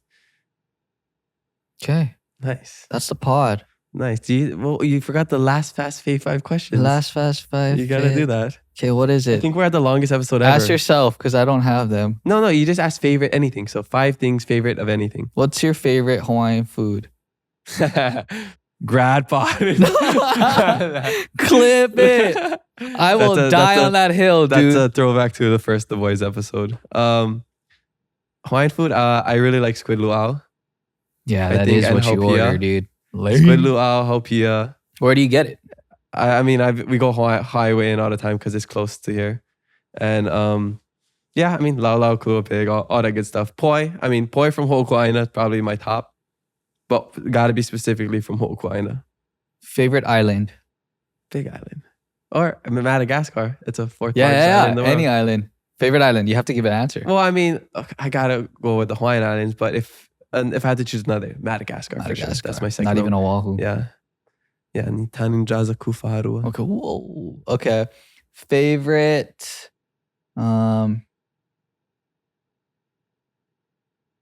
Favorite. You need help? Wait, I was gonna say favorite beach, but you're not a really water person. Yeah. So what's I your like favorite? surfing. Where is your favorite place? Here. Favorite place? Yeah. At my house with nobody around me. Oahu. That's your favorite place to Oh be? no. Favorite place in Hawaii or just Well, if I feel like if I say Hawaii, then you would say your home. there's nothing like being at home. Like, where's your favorite place outside, like to go? That's not your home. Probably I don't have like a spot that I frequent all the time. Like, some people always go here to like meditate or That's lame. hike. F45. I mean, yeah, F45, I'm there almost every single day. But I would say, even though I don't do it as often as I wish I could, is surfing. The water. The water. That's I right, think. guys. He's becoming a water person. Yeah, I think I'm becoming, and I'm learning that because my dad didn't grow up with it because he didn't grow up with his dad, his real dad. But the Sonora side of our family, they were surfers. That's what he said, or watermen. He's coming to the dark side. So, yeah, I would say The ocean.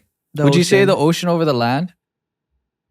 Now I would, but it could change. I do love the land. I think I just have to. I'm indoors so much. I think I have to kind of find a new appreciation for the outdoors. Even though I love it every time I go, it's just more so I need somebody to push me outdoors. Yeah. That's 3, I think. 2 more. For the 2 more people listening to Okay, this. favorite business to support local. Hawaiiverse, model shoots. Really?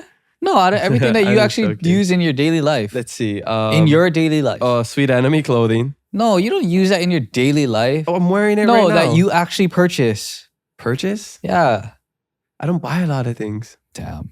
I'm really Entitled influencer life, guys. I do get a lot of free things, but I just don't. Sorry, I can't I answer spend that. money on food, so I love places. Okay, so your favorite food? I mean, around the Salt area, Pioneer Cafe, Highway Inn, Moku Kitchen. Okay. Honestly, Merriman's was super good. But it's more expensive. Gas Lamp, it's super expensive, but we've been there. It's so good. Special occasion, Gas Lamp. Lies.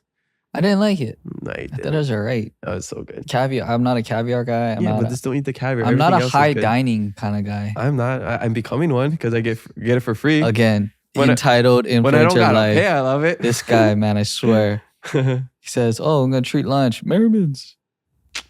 Okay. I don't have another one. 4. What's one you want to Or ask 5. yourself? What's a question- Favorite what's- snack? Favorite childhood What's snack? a question favorite that airplane I snack? didn't ask that you wish I asked? Oh, that's a good one. But that's not favorite. That's not the last Fast Fave 5.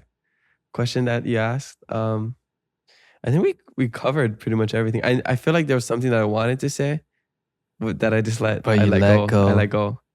But only one, huh? Yeah. So I did pretty good. I think one thing you didn't ask, but I've already covered like my whole time in Madagascar and whatever. so I don't. right. And race fatigue. I've been on other podcasts and talked about it. There's one thing I would like to share that I just learned when I went to the magic show. It's because it was about like Kalakaua and Liliuokalani or whatever. That Kalakaua, he went to England and he met his wife over there. And then while he was there, he became good friends with Thomas Edison. So we always know that thing, like the fun fact that the Iolani Palace had electricity before the White House. It's because Kalakaua, when he met his wife in England or whatever it was in Europe, he met Thomas Edison and he brought electricity to Hawaii. I thought that was just a really cool fact that I learned at a magic show. See, guys, hot topic, but you got to get out of your own space Yeah, you learn so much. to evolve, guys. Yeah. Okay, look, if you're monarchs, we're traveling, doing business with Howleys, We could they're too. not bad people, man. Yeah. What the heck? Yeah. I don't It's understand. just because of the colonization. Yeah, that everyone people trying to are just still hurt. be secluded, man. That's not what Yeah. your monarchs did. Yeah. Do what the kupunas do. Do what the Kapunas Yeah. And what did they do? This boy went and married a Howley. No, I'm kidding. Which happens a lot. I guess it's just the DNA. We are doing it. I guess it's just the DNA in us. Yeah, that's so funny. All right. Well, is that all you got? That's all I got. Thanks for letting me host. Yes. Let us know how you did. Anything you want to say before you leave? If not, tell them where they can find you. Tell them where You you can find me at Kamaka Dias 8. You can What does find the me 8 mean? It's my favorite number. Number 8 is the number I always tried to get in sports, and I love 8 because you turn it over and it's infinity. Oh my So God. 8 never ends, and that's just me. I'm just going. I never end. See how this is the N? Yeah, the end of exactly. the pod. Perfect. 8 never ends. So I'm gonna be here for as long as this camera is You alive. find Kamaka Dias, 8. Get him off of this damn pod, guys. Yeah, but mahalo so much. If people are actually listening to this point, I know it's a very long episode, the longest episode we've ever had, but I'm just very blessed and I'm very grateful to Jordan and everybody here, my Hawaiiverse team that helped me start this, all the people that supported Summit Media, our guy Min, people at IDH Studios. Everybody had played such a big role in this podcast and my life. And I'm forever indebted to everybody. And whatever I do, I'm going to bring everybody with me. We're going to rise together and we're going to continue doing this. There's going to be a 3-year, 4-year, 5-year, up to 20-year, as long as I'm capable of speaking. I don't know about that. I don't know if Jordan's still I going to don't be. He know, might be man. on to bigger and I better don't know. things. I'm going to But hang out with this guy for 20 years, man. I truly am. This has changed my life. And I'm just very grateful for this, for sure. I'm going to stop there before I get emotional. But I really just so grateful. So mahalo. That's all we have. Mahalo for Jordan for curating this episode. And check us out on keepitlow.com, patreon.com/Kamaka Dias 8. I think just Kamaka Dias. And the people who listen to this, you know who you are. You're the real ones. If you're actually listening, to DM him. I want to know who it is. Yeah, DM me if you listen to the full episodes up to this point. Take a screenshot of this exact time code for proof. Yes. And maybe he'll give take you a something. screenshot of this. Ready? 1, 2, 3. That's really cool if Yeah. you did listen. Yeah. I doubt him. I don't think people listen to his podcast. I thought it was all fake. No, seriously. This couldn't be done without all y'all. So how do I end this? Mahalo to you guys for listening. Check us out. Spread love, be kind to one another, and mahalo for listening to us today. We have new episodes every Thursday, so make sure you follow us and leave a review. I'm your host Kamaka, and I'm hungry. We're gonna go eat, and I'll see you next time on the podcast. I think I messed that up. Remember to always keep it aloha.